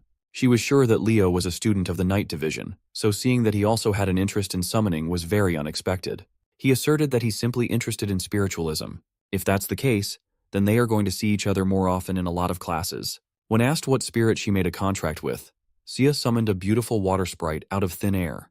Unfortunately, Leo hasn't made a single contract yet. As kind as always, Xia insisted that if he ever needed help with spirit summoning, he should feel free to call her. Leo is not one to turn down help and connections. Then he made the mistake of asking a lady how old she was. Xia smiled and answered that she was 17 years old. She also knows that Leo is younger than her at just 15. In Leo's mind, he was thinking of how young Xia looked. She looks even younger than Chelsea. Sina noticed his brief pause and confronted him if he was thinking of something rude, which Liao denied. That's right, boys. Always deny. Anyway, she just came up to him to say that she was deeply impressed by his race against Duran. She was actually in the crowd while it was going down. The sight of him blazing through the track has been imprinted in her mind. With determination, she asked him to accept her challenge to one of these days. Amused, Leo smiled and didn't back down. After meeting all sorts of bombastic characters, it's nice to finally meet a normal person. And so, the Summoning Division's exploratory class has officially started. Right from the get-go, their venue was unusual. Instead of a classroom, they are out in the fields. A few notable figures are present. These two have faces and white hair, so they must be real characters instead of extras. Leo scanned the area and saw a very low number of students congregating. She already expected as much. Summoning isn't a popular choice after all. Just as he was wondering why the class was being held outdoors, the answer came flying down from the skies. A massive, scaly body with wings that covered the sun flew over the students' heads. The creature landed, displaying its fearsome figure for everyone to see. It was a black wyvern. Some of the students with paltry willpower lost strength in their knees as soon as they saw the beast. Then, the woman riding on top of the wyvern smiled and asserted that her wyvern seemed to have taken a liking to this class. She jumped off her mount and introduced herself as Yura Marin, the summoning teacher who's going to teach the freshmen for the entire school year. Yura is a grade A beauty with her long white hair, toned body, and devilish features. The hormonal students just wanted to become their teacher's summon at this point. Leo reckoned that if Pervy Dueno had been here, he would have lost his mind at the sight of a woman with a different type of charm than Luna and Lycinas. He would surely be inspired to make more cultured art. Going right into business, Miss Yura addressed her little greenhorns. The fact that they are in this prestigious program must mean that they have some talent in the field. The freshmen answered affirmatively. Miss Yura liked how confident they were. So they will be moving to the practice area immediately. She called in Carlo, the first-year summoning class associate professor, to bring out the griffins. Miss Yura explained that they would be riding together in groups of 2. They have enough griffins to accommodate everyone's asses. The problem is, this is everyone's first time handling something as finicky as a griffin. As soon as she heard a complaint, Miss Yura's eyes turned hostile as she asked if they wanted to listen to her lesson or not. Jumping on top of her black wyvern, she announced that those who think they can't ride a griffin should just quit and go back. Her scaly beast mirrored her intensity. It roared and flapped its wings, taking off while establishing dominance. While everyone was shaken, a long student stood proudly and unbothered. Associate Professor Carlo interjected lightly, telling the kids to hurry and follow the professor. Once they got over their initial fear and uncertainty, Most students found out that the griffins were gentler than they thought. Some of these four-legged birds are very tricky to deal with, though. It's just the luck of the draw. Leo and Zia partnered up for the activity. She politely asked if she could hold the reins, and Leo gladly gave way. And so the students were lifted off the ground 2 by 2. Those who adapted quickly caught up to the professor's pace, bypassing the sea by taking to the skies. They were not expecting to be allowed to do something so bold as to ride a griffin on the first day. As expected of Lumine's top-notch programs, everyone's uneasiness regarding the griffins is practically erased. Some students were even bickering as to who should hold the reins. Xia and Leo were breezing through the sky with Xia as the driver. She was a bit worried, but the griffin they got is a real sweetheart. But it's still best to be careful. Griffins are difficult to control for first-time riders. Seeing that everything was going swimmingly, Miss Yura decided to shake things up and pulled out a whistle. She blew on it with strength, emitting an imperceptible sound that only the griffins could hear. As soon as the four-legged birds heard the tune, it was as if something primal awakened inside of them. Their talons protruded in full display, and all of the birds started behaving erratically. The weak-willed students turned to the professor for help, not knowing that she's the reason why the beasts are going out of control. Miss Yura reckoned that those who can't even handle an out-of-control griffin should not call themselves a student of Lumine Academy. Even Zia, a reasonably experienced young summoner, was struggling with their bird. While she was trying to wrestle the bird with the reins, Leo grabbed her hand and waist to stabilize her seat. He warned her that griffins are prideful beasts. Trying to overpower them with strength will only make them act out even more. He was gentle with his touch. Leo finessed her fingers in subtle ways to keep the rampaging mount in control. Taking over from behind, he shifted gears and made the griffin fly faster than ever. They were going so quickly and steadily that they eventually passed the professor and her associate. Miss Yura praised his control over the beast. She turned to Carlo and confirmed if the first-year representative was an applicant for the night major. According to the records, that should be the case. He's riding so good that she wonders if he has a personal griffin back home. However, according to Carlo's records, Leo is not from a noble household that can afford one. That must mean he's operating purely on talent alone. It's still early in the class, but Miss Yura is optimistic that she might have just found a hidden little gem. After that sky debacle, every student eventually reached the island of summons, every summoning major's practice grounds. A lot of the kids were throwing up on the beach after such a nauseating wild ride. On the other hand, Leo is just roaming the white sandy beach in search of a suitable fruit. When he finally found one with the right size and ripeness, he motioned to pluck it off the tree and saw a burnt feather. His mind started racing with possibilities, but he kept it to himself for now. After grabbing the ripe fruit, he fed it to the griffin as a sign of gratitude for bringing them to the island safely. With everyone accounted for, Miss Yura called everyone to gather up. From now on, they will be taking a practical exam on the first day, no less. Some of these kids just wanted to check out the exploratory class period, but now they're facing an impromptu exam. Miss Yura explained that compared to the other two majors, the path summoners must walk goes much further. Everyone should already be aware of that. For summoning, just having control over mana is not nearly enough. In order to make a proper contract with a suitable spirit, one needs the proper spirit affinity. To command your summons adeptly, adequate taming ability is a necessity. The path is hard and complicated. That is why the number of summoner heroes is vastly lower than that of the other two traditional classes. However, compared to other heroes, summoners who rise to get the title accomplish much more than the vast majority. Great summoners have deeply etched their names in history. That is the allure of being a summoner. Every student here wishes to become that sort of legendary figure in their own right. Eliza Hergen, from the renowned summoner hero family of the North, the Hergen clan, stepped up to the challenge and asked the professor what sort of exam they must face. Miss Yura explained that, as the name suggests, the island of summons is full of beasts and spirits. Since a summon is considered a form of weapon for summoners, the exam will test every student's taming ability. With that in mind, the contents of the test are simple. They just have to tame a summon in the forest and bring it back to the beach. After taming and making a contract, they are free to keep the summons. The students erupted in celebration. It's not every day that they get an opportunity to tame their own beast. While everyone else is rabidly running into the woods, excited to find their new pets, Leo just calmly walks into the forest. Surprisingly, Eliza followed him from the entrance. The rumors of his victory over Duran have quickly spread. Seeing him in the summoner class, she can't help but say hi. The other prominent students in the class took note of this interaction. Leo waved Eliza off and nonchalantly insisted that he was just doing the best he could. Seeing him dismiss her like she's some random commoner infuriated Eliza. Observing her students from afar, Miss Yura can already see the key members of her freshman class. A few minutes later, quite a few students had already started the process of taming their chosen beasts. None of them caught Leo's attention, though. Some of the students noticed that the freshman representative was going a bit too deep into the forest. Some were praying for his downfall, thinking that he'd fail to tame a summon, receive a 0, and run back to being a barbaric knight major. Unbothered by all the hubbub, Leo followed the trail as deep as he could. His guiding light is the feather he saw from the orange tree earlier. A few minutes ago, its tip was burnt badly, but now it's back to pristine condition. He found a clearing in the middle of the woods, and after making sure that he wouldn't be interrupted, he summoned the Zerdinger fire inside him and scorched the feather into ashes. Feeling an oppressively burning sensation coming from behind, his suspicions were confirmed. Back in Leo's hometown, life had slowed down now that the kid had flown off the nest. Reina is cooking some Ghibli movie quality food outdoors. Even so, she's still worried about her little boy. It's technically his first day of school, so there should be no need to get so worried and riled up, right? If Reina could see what her boy was getting into, then she would know that getting worried was not unreasonable. She tried to assure herself that Leo would be fine. He's a strong boy. Meanwhile, that boy is being cooked by the most intense heat one can imagine. He's being surrounded by the fire from one of the 3 great summons, the legendary Phoenix.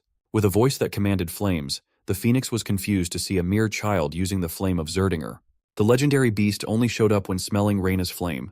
Hearing his mother's name, Leo asked the Phoenix how he knew his mom. It seems like the Phoenix showed up just in time then. The legendary beast is surprisingly acquainted with Leo's mom. It asserted that it owed Reina a great debt. This is Farina, one of the 3 mystical summons, the elusive Phoenix. She properly introduced herself, giving Leo the respect worthy of Reina's blood. Leo Plov returned the respectful introduction with one of his own, and asked Farina to elaborate on her relationship with his mom. The Phoenix confessed that Leo's mom saved the life of Farina's summoner, Ellen Lunda. Hearing the name made him jump in fright. Ellen Lunda is a proper hero. The incident happened while Ellen was clearing a dungeon in Siren. She had lost all her comrades and was in danger of losing her own life at that time. Then, Reina Zerdinger came in scorching hot to save her. She was a dignified knight, but in the process of saving the hero, Reina lost her blazing aura. If it hadn't been for that event, Reina would have surely reached the coveted seat of the heroes. It's Leo's first time hearing the whole story, but his mother always said that she did not once regret what she did that fateful day. Farina laughed, knowing that Reina really was that kind of knight. Changing the subject, Leo asked why a legendary phoenix would be in Lumen. Unfortunately, she can't tell her the reason. Farina was also confused as to why a little knight would be on the island of summons. When he professed that he was also taking summoning lessons, Farina was prompted to take a closer look at the boy. After seeing such a rich aura inside of him, almost as though he's not a child, Farina roared in laughter, deeming their meeting as fate. She can finally repay the debt that she owes his mother. Farina urged Leo to reach his hand out and hold her flame. The fire danced around his palm and eventually took the shape of an egg. Inside was the child of a phoenix. Farina hopes that one day, when he becomes a great summoner, Leo will make a contract with her child.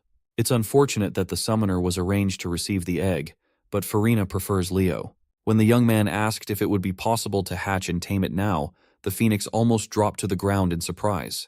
Before she could stop him from trying to initiate the process, a fiery light had already appeared around the boy's body. Farina tried to warn him that it was far too early to do this. If things go wrong, he might even lose his life. With unshakable concentration, Leo reached the point of no return. Farina was forced to accept that his willingness to challenge the impossible without even flinching is a trait he got from his mother. All she can do is bid him luck. In the process of hatching the egg, it was as though it was only him and the fire inside it existed in the world. Leo reached his hand out, enamored by the beautiful blaze. As soon as his palm touched the little fire, it grew into an unstoppable wild flare. Leo panicked and pulled his hand away. The heat is starting to make it impossible to breathe. This is the caliber of Phoenix Flame. This trial must be a way for him to experience what the mythical beast goes through. As a result of burning their bodies to emit powerful flames, a phoenix must endure unbearable pain every day. They live with burning flesh for an eternity while continuously regenerating at a monstrous rate. Even if just a little, Leo can understand their pain now. So he stopped fighting the pain and accepted the fire. It swallowed him whole as he joined the phoenix in its pain. The blaze reached its tipping point, rampaging all around his body. Suddenly, the egg in his hand started to crack and shatter. Leo opened his eyes, a newfound wisdom and acceptance for the agony imprinted in his soul. The fire that burned his flesh slowly coalesced around the egg, hastening the hatching process by a lot. Farina curiously asked if he had succeeded, and he confidently replied that he did. She smiled and stamped him into a true genius for pulling off such an insane move. If a phoenix tells you that you will be the world's greatest summoner, you better believe that shit. Before the egg can completely hatch, Farina is already congratulating the young man for making a successful contract. The eggshells burned to ashes, and what remained was an adorably tiny little chick named Fiora. Farina was so excited that she transformed into her human form as she entrusted her kid to Leo. By all accounts, Fiora just looks like an ordinary red chick. She's really cute, though. By midday, the majority of the students had already returned to the beach. Almost all of them brought back inoffensive summons that can be easily found in the outskirts of the woods. Miss Yura turned to her associate, Carlo, and asked how much time the rest of the students had left. Well, those who haven't returned only have 5 minutes remaining to do so. And as she expected, the only ones left were the 4 standouts she singled out. From deep in the woods, a rumbling can be heard. A giant fucking bear came running out, bulldozing the trees and everything on its way. On the back of the cuddly predator was none other than the scruffy Chen Xia. She managed to tame an aqua bear cub as a prospective knight. That is an impressive feat. Her entrance was quickly overshadowed by the shadow cast over her tamed beast. The quiet dude bagged a shadow crow as his summon, and is now aura farming by riding one of its talons all the way to the beach. Even famous summoner families would find taming a shadow crow difficult. He only managed to tame one but hasn't made a contract yet. He is up to par with Miss Yura's expectations, though. He has done more than enough. A minute later, the students started freaking out at the sight of a flawless white serpent crawling onto the beach with Eliza riding on top. Eliza haughtily asserted that she went ahead and contracted this Gorgon snake just because they don't have one in their family yet. She's just farming for the Pokedex. Carlo finally called time, signaling the end of the exam. Thankfully, the last student reached the beach at the last second. Compared to the previous grand entrances of the other 3, Leo just casually strolled onto the beach with a little chick nesting on his head. If his classmates inspired fear and awe, his image simply exudes cuteness. His dumbass mediocre classmates burst out laughing at the sight. They reckon that he tamed a chicken after sensing his incompetence in summoning. While everyone else was chortling, Miss Yura felt a chill running down her spine. She could not help but curse out. This son of a gun just brought in a phoenix for the first exam. By sunset, the freshman summoning class had officially ended, and the students were escorted back to the academy. While everyone else's day is over, Leo still has some business to discuss. He fixed his tie and knocked on the office door. A sweet voice beckoned him to come inside. As he opened the door, he was greeted by the sight of Professor Yura in her casual fit, the light of the sunset highlighting her features. She immediately set what she was doing aside and invited the young man to come and take a seat. Miss Yura confessed that today was the first time she had ever seen a baby phoenix. In fact, she didn't even know that there was a mystical summon on the Summoner Island. A freshman forming a contract with a phoenix is no joke. That is an unprecedented achievement in the entirety of the Academy's history. Miss Yura closed in on the young man, trapping him in the hair, and with an inquisitive look, she tells him that she knows what he really is. Leo nervously swallowed. Maybe he flexed too hard and unwittingly revealed his real identity. But his worries dissipated as soon as Miss Yura pulled him into a tight hug and called him an unprecedented summoning genius never seen before. While she wants to praise and acknowledge what he achieved, the professor thinks that they should keep his contract with Phoenix a secret for now. If such a massive piece of news is revealed, things will get very noisy very quickly. For now, she wants him to make sure to choose summoning as his main major the very day the exploratory classes end. In her eyes, this young man has the raw talent to become a summoning hero who will be remembered for ages. By the way, I know what you think, guys, but reality is harsh and there's no way for you to become her summon. The next day, Lumine Academy and its residents woke up to a beautiful morning. Chloe walked through the halls, still sleepy and yawning from not getting enough rest. Carr caught her yawning and teased her about her mouth being torn if she kept it up. Chloe feels and looks tired since she's been staying up late reading magic books. Seeing the girl that he bumped into a few days ago, Leo pulled out Chloe Mueller's ID from his pocket and returned it to the owner. She thanked the freshman representative for saving her the hassle of applying for a new one. What she found odd was the fact that Leo was also going to listen to magic classes. He reasoned that since they're still in the exploratory period, he might as well attend as many lectures as he can. Chloe, on the other hand, is only interested in magic, so the only classes she attends pertain to the subject. Carr quietly whispered to his buddy that this Chloe chick, this ice woman, was aiming for the top of the magic division. You see, Carr's mouth doesn't have volume control, so Chloe Mueller heard all of that. Carr immediately noticed the temperature drop as soon as she stared at him. Just as he was about to wriggle his way out of trouble and move to the back, a massive ice pillar stood in his way. It was a perfect crystallized pillar that nearly locked Carr inside the iceberg. With nowhere else to go, Chloe dragged him into the front seats to behave and pay attention to the class. The next second, another familiar face showed up in the lecture hall. 2 of them, in fact. Unsurprisingly, Abad and Chelsea Llewellyn, the prestigious mage family, are also present for the magic class.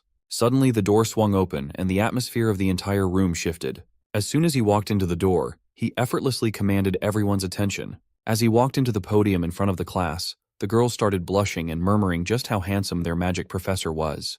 With a clean, slick-back look, a dapper tie, and an overall immaculate drip, Manhwa introduced himself as the first-year Magic Division professor. He brought with him a thick stack of paper. Before starting today's exploratory class, he wanted to do something drastic. With a flick of a finger, the stack of paper in his desk flew all over the room and eventually found themselves neatly arranged on top of each student's desk. For introduction, everyone will take a magic theory exam right from the get-go. Of course, everyone was surprised to find that they were being tested in magic theory before a single lecture. Professor Manhwa asserted that students who fail to meet certain standards will be banished from his class. Since all of them are Lumine students now, this much should be the standard. Upon finishing the exam, they are to hand the paper to his assistant, Anna. Contrary to the intensity of Professor Horse, Assistant Professor Anna is like a ball of sunshine. The one screwed over the most by this first-day exam is undoubtedly Leo. All it took was one look at the first question, and bro immediately knew he was cooked. He is clueless when it comes to current magic trends. The increasingly complex formulas in his paper are simply indecipherable to his eyes. While the clock ticks, every student tried their hardest to squeeze the last bit of their brain juice to answer the intricate questions. As grains of sand fall to the bottom of the hourglass, tensions rise. Their futures as magic heroes depend on this exam. When the time was up, the students discussed how surprisingly easy the exam was. But none of the best and the brightest managed to answer the last question. Compared to them, Leo was stressed. He only managed to answer one question even though he really tried his hardest. As he shakily submitted his paper, he regretted not learning more about modern magic before coming here. Thinking that it was hopeless, he immediately left. He couldn't stand staying in the lecture hall out of embarrassment. He reckoned that he should just study magic on his own time. For the past 100 years, magic has evolved by leaps and bounds. Magic that once required a perfect understanding of complex concepts can now be used just by memorizing mind-numbing activation conditions. Professor Horse quickly checked the papers. Bro didn't even need any supplies. He's raw dogging it with his fingers. Meanwhile, Leo concludes that magic's development towards memorization has worsened the overall level of magicians in current times. After checking the exams, the professor flexed his magical muscles to his students a little bit. He summoned a bright orb of light that illuminated the entire lecture hall with strange runes and other worldly concepts swimming around. This is the essence of the magic he personally crafted. From start to finish, he built this magical algorithm brick by brick. The goal of his class is to create students capable of researching and making their own brand of magic. That is also why he made them take a test on the first day of exploratory classes. There were 49 questions worth 1 point each, based on simple memorization of increasingly difficult concepts. The last question, worth 51 points, analyzes the true essence of magic. Professor Horse hopes that in the future, his students can become magicians capable of solving that last question. Chelsea breathes a sigh of relief. Now she can rest assured that no one else got the last question correctly. She didn't even know where to start solving it. She looked up and saw Leo's seat empty with his exam paper neatly laid down, thinking that he had given up. That bummed her out. It would have been nice to attend magic classes with him. After the professor's impassioned speech, his assistant came up to him and whispered something with urgency. Anna quietly told him that there was a student who solved the 50th question correctly, shocking the stern professor. The stoic and firm Manhwa vanished. He heartily laughed in front of the class upon hearing such good news. He asked his class who among them just made history as the first student to figure out the 50th question in one take and get a perfect score. Professor Horse was blushing and salivating at the thought of molding a generational magic genius. But Anna quickly corrected him and said that the student didn't get a perfect score. That was fine too. He didn't let that bother him. He reckoned that the student must have missed a few items due to spending so much time at the last part. Then Anna just dropped the bombshell with another whisper. The student who got it right only solved the last question and left the other 49 untouched. The professor demanded the name of the student, and Anna gave him Leo Plov's student file. Professor Horse called Leo's name out loud, ordering him to stand up. But it was too late. Even his friends didn't notice him slinking out of the classroom after shamefully submitting his work. To break the awkward silence in the room, Chelsea carefully raised her hand and explained that Leo left right after finishing the test. His test score is an utter anomaly. He technically scored the highest out of everyone else by solving the last part and nothing else. The subject of the magic class's uproar is already in the cafeteria, hanging out with Celia. He shared what just happened, and she laughed at his face for fucking up the exam. He got a cute baby bird in the summoning class, and he crashed out in the magic class. In Celia's opinion, Leo must realize that he's doing something wrong with his school life. She insisted that he should just focus on his swordsmanship. He's a knight major after all. When asked if she would like to do some stamina training, she immediately changed the subject. Their friendly conversation was interrupted by a ghastly presence zooming in behind Leo. Professor Hors is fuming. He thinks this knight major kid just made fun of his class. He confronted him about leaving after just one question. He asked if the questions were so easy that they weren't worth answering. Leo stood up and respectfully cleared up the misunderstanding. He confessed that he genuinely thought he had zero chance of passing that exam. For him, every question except the last problem was way too hard, and he had no clue where to even start with any of them. He slyly explained that he studied magic on his own by reading old magic books, so he wasn't up to date with any of the modern ones. A thought started forming inside the professor's mind. He then picked up the young man off the floor like he was a cat or something. When he let go, Leo had never been so confused in his entire life. Meanwhile, the professor's eyes are gleaming with joy and possibilities as he urges Leo to follow him for a moment. Leo did not even get the chance to refuse or ask where they were going. Professor Hors grabbed his collar and dragged him out of the cafeteria like a child who had just found his new favorite toy. Celia was frozen in her seat. This was her first time seeing the Academy's professor of magical theory, and he made quite an eccentric impression. Poor Assistant Anna missed her boss by a few seconds. She failed to make sure that Len Hors didn't do anything strange. The poor lady didn't even have the chance to catch her breath as she tried to chase after the madman. The professor brought Leo to his office, started scribbling magic theory problems on his chalkboard, and asked the young man to solve them for him. He reckons that if the boy did not solve the final question out of pure luck, then he must already have his own established magic system in his mind.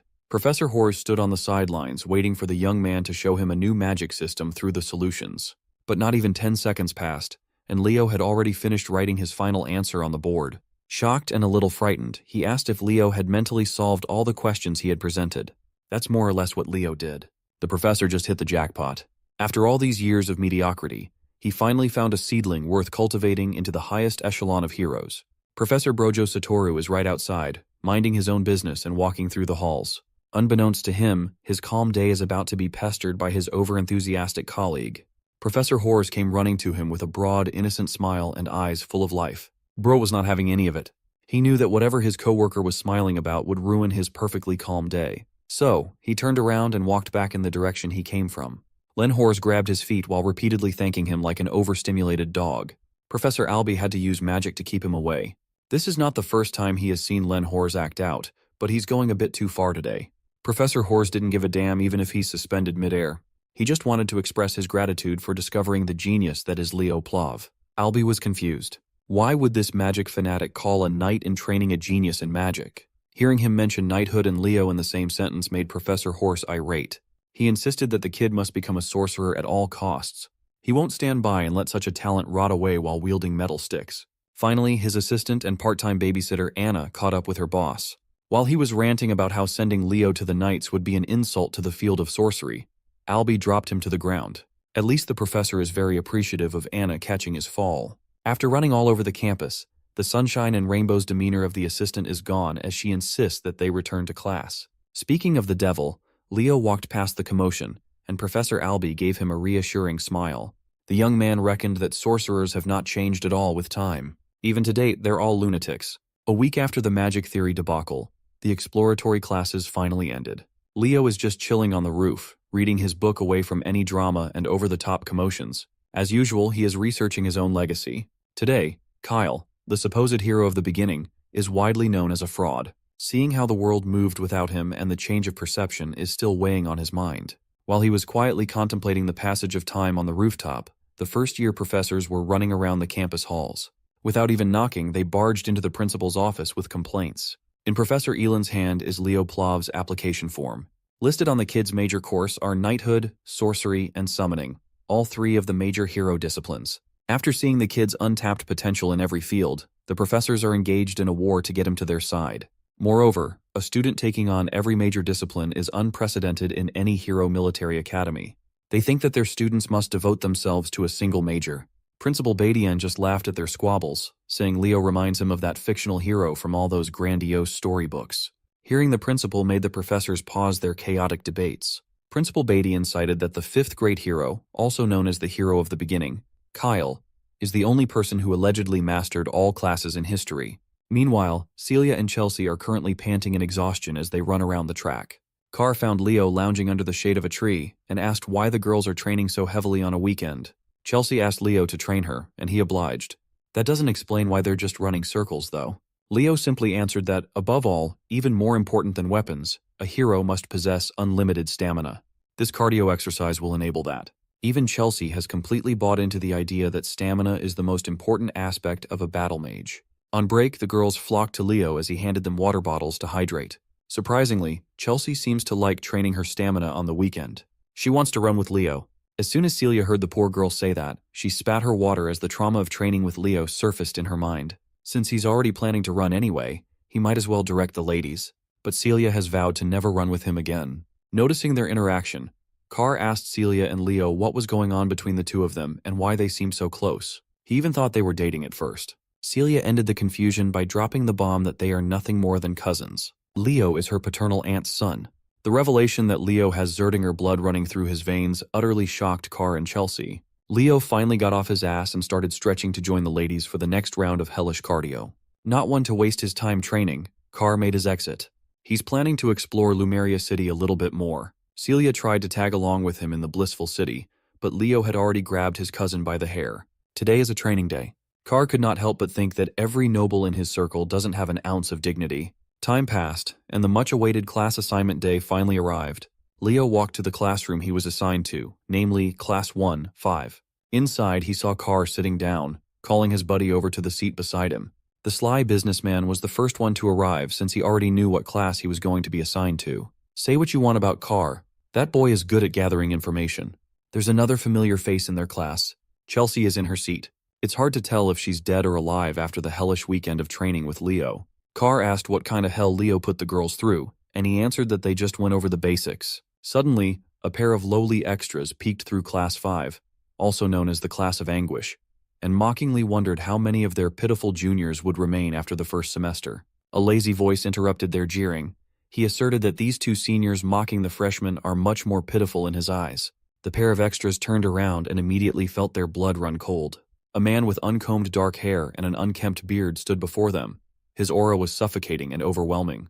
He is Herod Edmund, homeroom professor of Class 1-5, also known by his nickname, the Wailing Wall. This dude told the extras to form a chair with their bodies, and they did it out of fear. He sat on his human chair and addressed his students as worthless dregs. Class 1-5 is the class for failure, which scored the lowest among the incoming students. Professor Edmund is pretty sure that the kids have already heard rumors about him. He asked his class if anyone knew why he chose to assign himself as the advisor of this cursed class. Carr carefully raised his hand and answered that the Wailing Wall must have stepped in to help everyone improve their grades. The professor already knew Carr Thomas by his full name. His answer is fitting for someone ranked dead last in the academy. Professor Edmund changed the question and asked if anyone in this inferior class understood the duty of a Lumine Academy student. Chelsea bravely raised her hand and answered that it's their duty to capture the hero's world through practice missions. That is the correct answer. But all the professor can see are the faces of kids who would die a few minutes after entering the hero's world. So, wouldn't it be better if he just expelled the pathetic bugs who would only hold their comrades back? This is precisely the reason why he took over Class 5. That is also the reason why he is widely known as the Wailing Wall. While he was scaring the shit out of his students, Leo stood out as the only one unfazed. The professor quietly assessed that this kid would probably be fine if dropped into a hero's world right now. He then ordered everyone to change their attire to exercise clothes and head to the drilling grounds afterward. It's the first day of classes, so it's time for some combat studies class. Class 5 followed his directions and quickly assembled on the track. While his students were exposed to the harsh sunlight, the professor set up a huge umbrella, a lawn chair, and even some tasty drinks to relax on the sidelines. It's time to fix the rotten mindsets these kids have developed since joining the prestigious academy. He asked another question. He questioned what would save them in the real world, where life is so fragile when push comes to shove. Nella Carvin, a timid night major with a rare healing attribute aura, meekly answered that she would be saved by her fellow comrades by her side. That's the wrong answer. Professor Edmund asserted that their only saving grace is their own ability. Only when they hone their skills in the face of danger can they even begin to lend help to their comrades. As a follow-up question, he asked if anyone here is confident in their ability to protect their comrades. A jolly, fiery, and poised voice sounded out from the crowd, asserting that she was confident in her capabilities. To explore that answer, the professor asked the girl to create a fireball so they can see if she's an adequate magical knight. The girl in question is the spunky and upbeat Eliana Layden, a dual-class magical knight. After displaying her fireball, the professor wasn't convinced that she had what it takes. He even insulted its size and intensity, telling her that it's not enough to even kill an ant. Challenged by the professor's comments, Eliana injected even more mana into her spell, creating 2 fireballs while warping her surroundings into a pool of flame. Not only did she increase the number of fireballs, but she also doubled both of its sizes.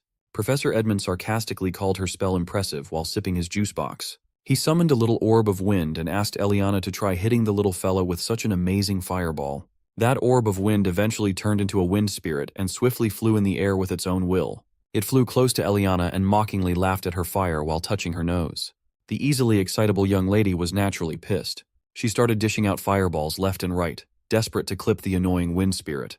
After wasting her mana with attacks that can't even make contact, the professor interjected, "What's even the point of increasing the number and size of an attack if you can't even hit the enemy?" This exercise is to make his students feel the thing that they lack most, the ability to use their skills effectively in practice.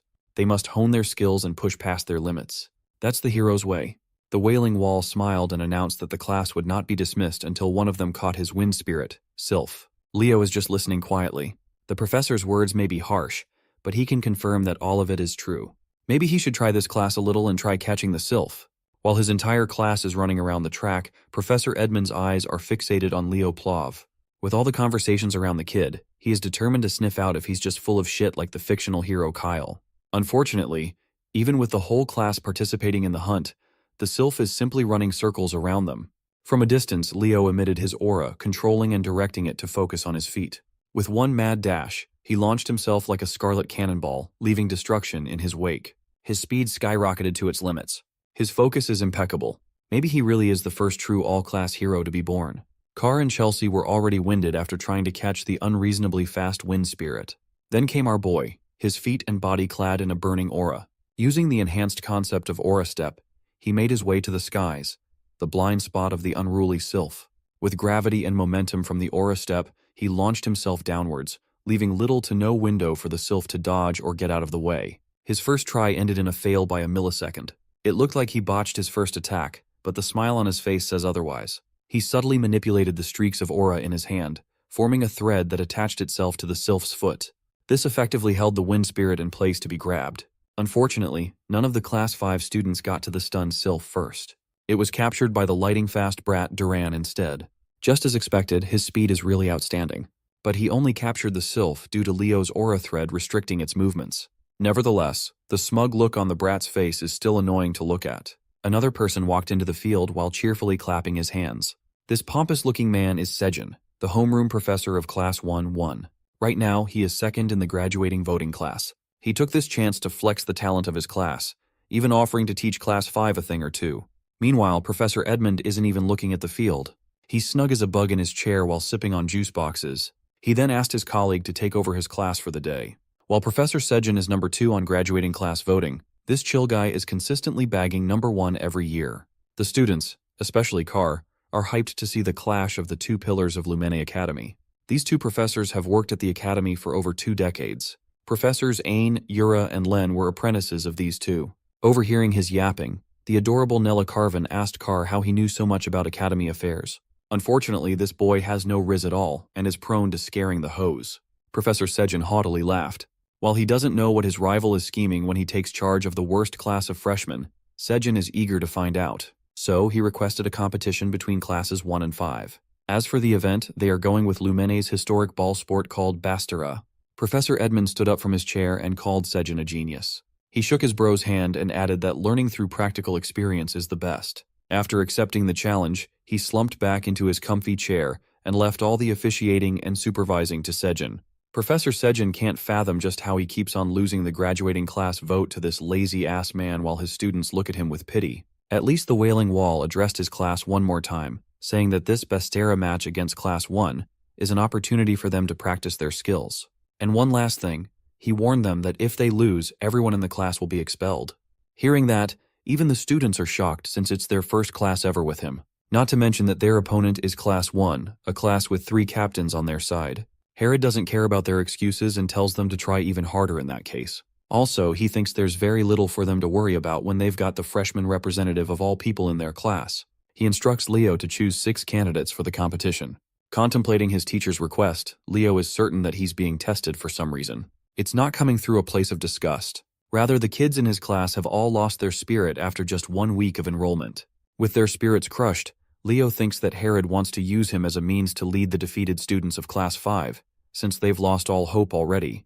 Class 1's teacher uses his magic to create the arena, while Leo thinks that there has got to be some kind of way out in the Bastera competition, a way to help his classmates from their despairing situation. Lumine Academy's top brass are facing Class 5. Even Chelsea is sweating bullets in fear. She tries to explain the rules of the Bastera game because Leo doesn't know a thing about it. The game is a combat sport that stood the test of time at the academy. Based on that description, it doesn't sound more special than just a ball game. Thomas explains that it isn't so simple like that. In reality, it's much more threatening than a simple game. The Sword Princess Celia eggs on Chelsea for looking pale in defeat. Her provocation ends up with Chelsea lashing out in anger, refusing to lose to a Zerdinger. Leo, on the other hand, is as cool as cucumber and urges them to relax, since they won't be losing anytime soon. Celia is pissed and wants to show him the results of her training soon enough. As for Chloe, she's hell-bent on scoring a win against the freshman representative, unlike their previous outcome. Anyway, Sejin tells the participants to approach the arena. Leo looks to his classmates to ask who's going to join. 2 of them step forward, those being Chelsea and Eliana. The stakes are high as losing guarantees expulsion, which is why they're willing to do whatever it takes to win. Thomas and the others also quickly follow suit, as Leo signals to the professor that their class is ready to begin. Sejin whips out the ball and tosses it up in the air. Each participant from both teams has their eye set on the ball. The game begins with Duran and Leo reaching for the ball, but Lightning Boy is a second faster and manages to snatch the ball, seizing the initiative. The game has literally just started, and this man Leo decides that now would be a good time to learn the rules. Turns out the rules are quite simple. All he has to do is infuse the ball with aura, shooting it into the goal without using one's body. The first team to reach 11 points will win the game.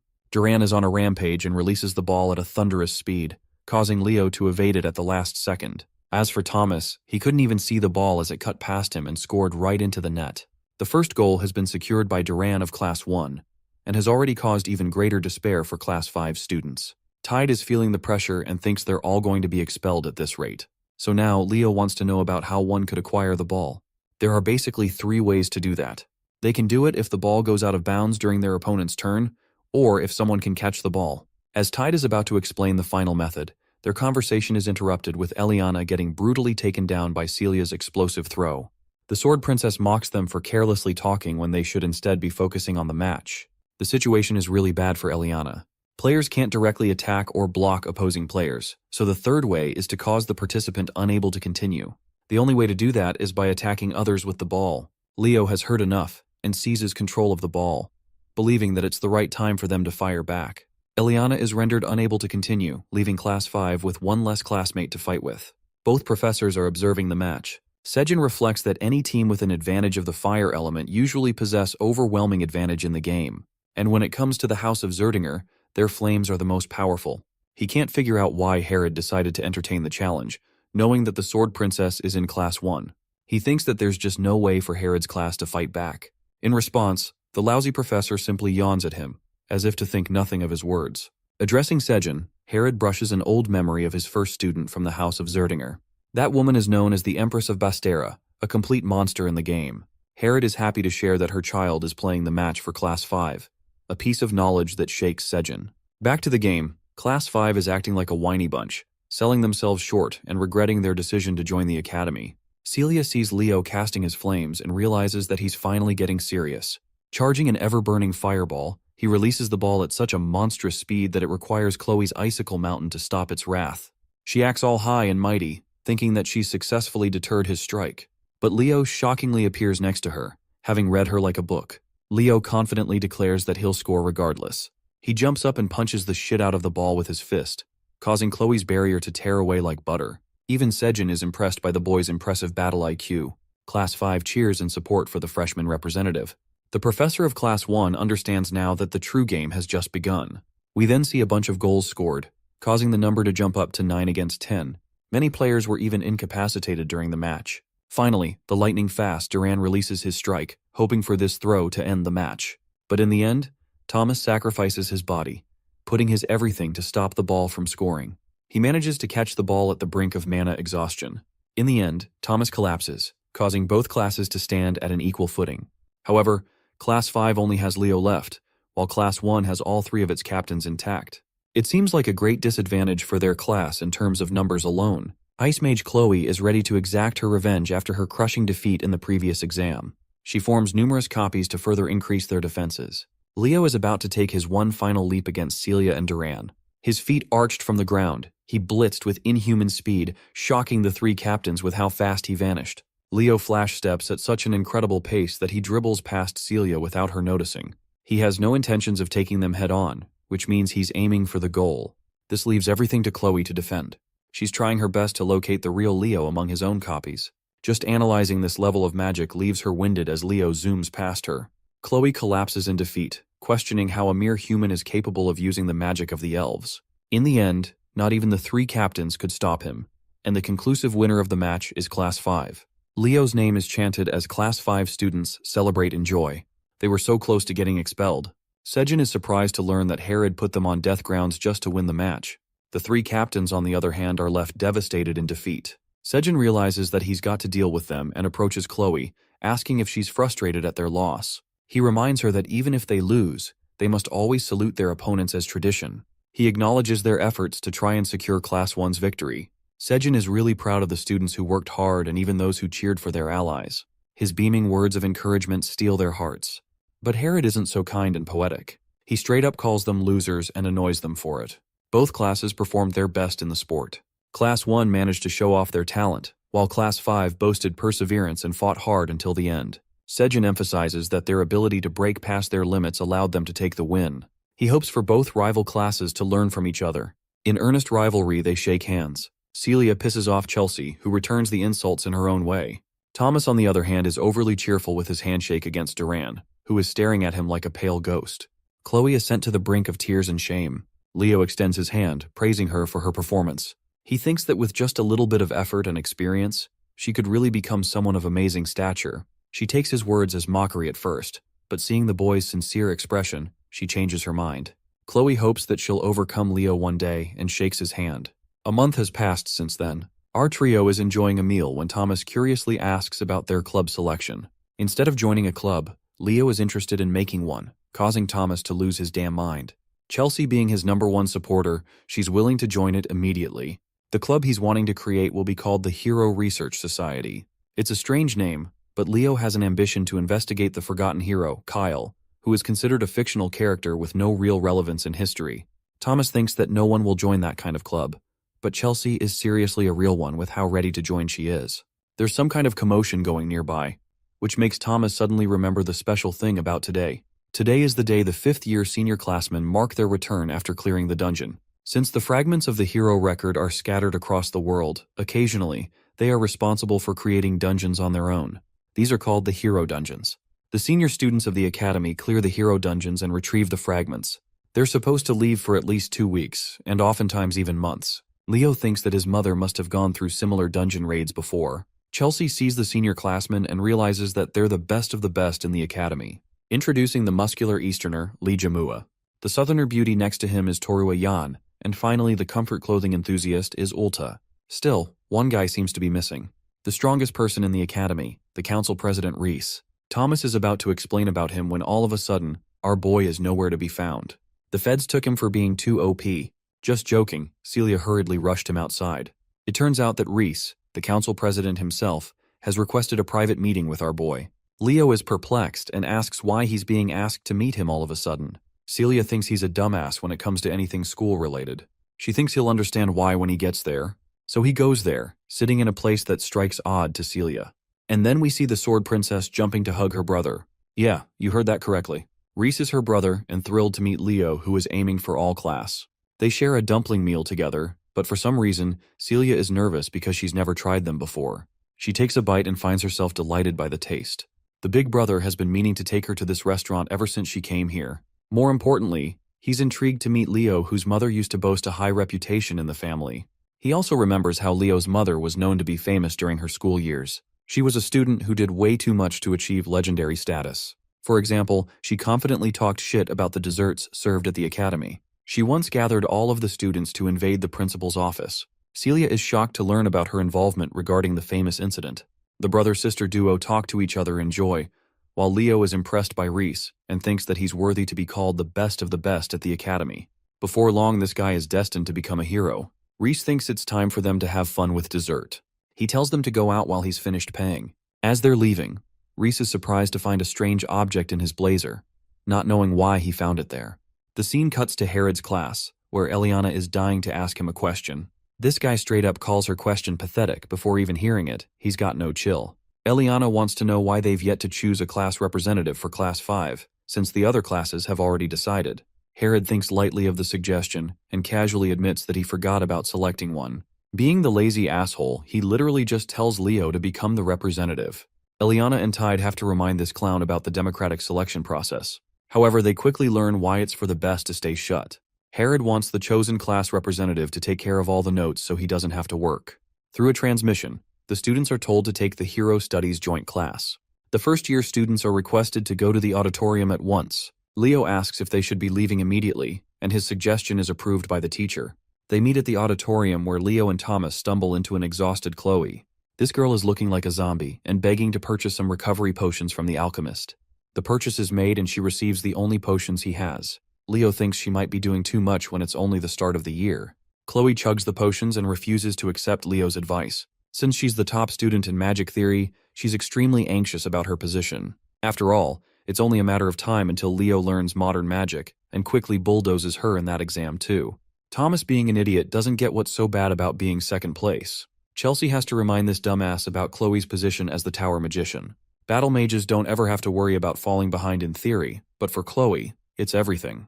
The magic investigation and research is the heart of the magic tower, so her very pride is at stake here. Chelsea is annoyed and really wonders if the alchemist is a magician at all at this point. Meanwhile, Chloe isn't looking sharp despite the potions and notices something. Right then, we see Headmaster Kalian observing the strange reaction of the damaged hero's page. Reese has brought the hero's page and claims that it reacted to something. It ended up damaged to a certain extent that it should never have reacted, and yet it did. There wasn't even a relic around for it to happen. The headmaster asks if it reacted after the incident, and learns that it didn't react again. Kalian is deep in thought and has decided to focus on this matter on his own. He tells Reese to rest up as he just returned from the mission. The headmaster asks his assistant Elena to take the damaged hero's page to the auditorium in the Hall of Beginnings. He wants it to be present in the first year's joint class session. We come to learn that fragments as small as this are capable of reacting if the person mentioned in the hero's record comes in contact with it. In this case, it's Leo, but none of them know that yet. In the Academy's auditorium, the first years are sharing their first joint class session together. There's too much noise, which is why the cute Professor Artian has to request them to remain silent. Ignoring her warnings, they still bicker about carelessly. Artian is fed up and releases her fiery rage, reminding them with a shivering warning to shut up unless they're looking to die. Her cute and shy demeanor suddenly turned into cruel and killing intentions. She cusses the heck out of them for being morons. Artian experiences a jolt after learning that they've all gone quiet. She returns to her dainty and shy demeanor, acting like nothing happened just now, while the rest of the students are sweating bullets. They've simply come to accept that she's scary as hell when she needs to be. Leo has observed her powers and regards her as a spiritualist, which were extremely rare even in his previous life. Artian initiates the class session with a dagger in hand. She talks about the appearance of the hero record and what caused the hero clans to appear in the first place. In order to open a hero's world, an object holding sentimental value to that hero is required. Basically, a medium of some kind. That's why it's much easier for the hero's descendants to open a hero's world without much difficulty. It's also why the Academy reserves the hero's records, treasuring the relationship built between their families. To give it a perfect analogy, it's kind of like the relationship between a key and a treasure chest. Leo's impressed by the explanation and is all ears to hear what's next. Artian continues to emphasize the importance of hero studies, which is crucial for uncovering clues about a hero's world and increasing their understanding. As the students advance through the years, they'll end up choosing a hero to draw strength from and clear their pages. The professor's explanation is cut short by Elena's sudden appearance. She showcases them a hero records fragment that the 50-year students recently collected. Seeing the mystical object, the students roar in excitement. She opens it up slightly before closing it shut. Artian wants to tell them anything before experiencing what it's like to see the fragment. She wants to know about their intentions after becoming heroes. Celia jumps ahead and claims that she wants to become the strongest knight in her family's lineage. Artian is impressed by her ambitious goal. Meanwhile, Chloe is interested in writing a spellbook that acts as a record of her original creations. Many students exchange their ambitions all the same. Thomas wants to play a supportive role to the hero candidates. At last, Leo stands up to declare his outrageous goal. His objective is to fully destroy Erebos for good. This declaration catches the attention of not only the students, but also the professors. Ardian tries to transition smoothly, despite being shaken by his words. The rest of the students from the other classes are gossiping about his fancy goal, believing that they're just empty words. As for the professors, Herod is kind of stumped, knowing that Leo just doesn't say things without intention. It's been 1,000 years since Erebos was divided into multiple pieces and sealed. However, he's also resurrected in similar ways over the recent years. Even a single piece is responsible for unleashing much destruction. But this kid just started the impossible. He doesn't just want to eliminate one piece of the demon, but the entirety of Erebos itself. Ardian wants to help explore the hero's record at last.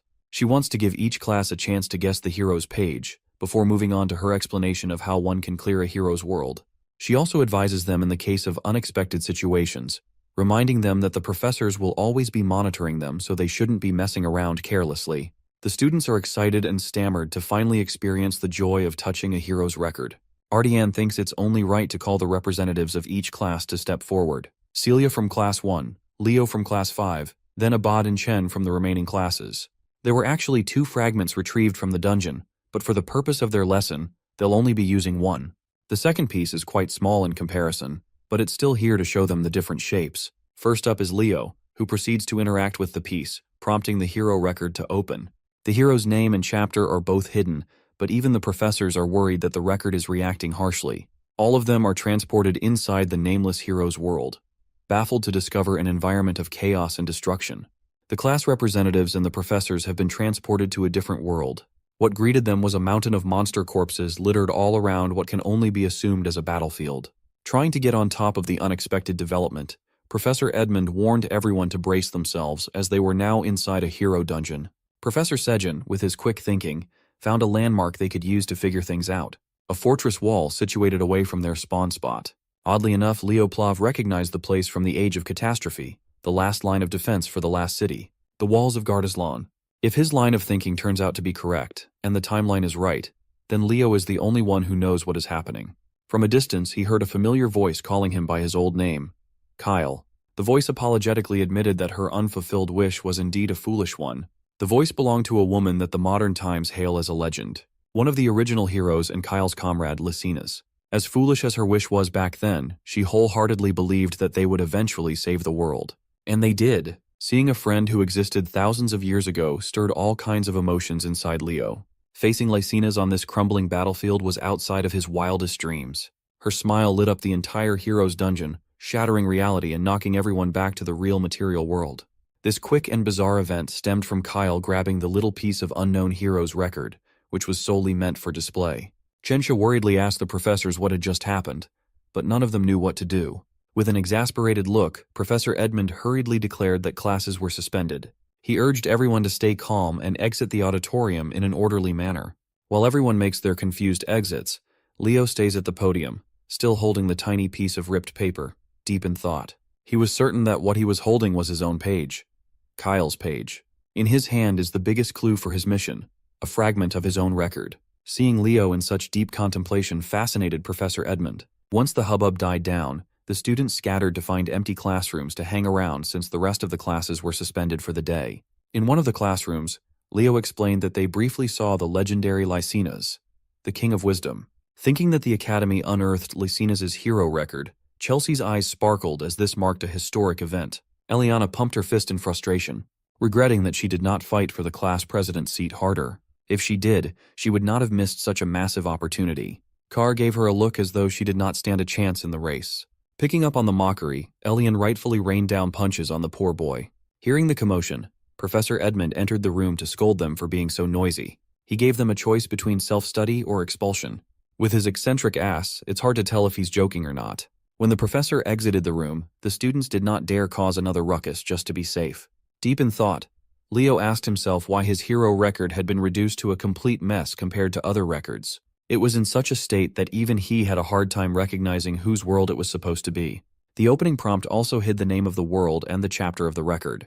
It was almost as if someone intentionally destroyed his record to possibly erase his legacy, Since hero records are relics of the past that make it possible to inherit a hero's power, sabotaging one indicates that someone does not want to see the birth of a new hero.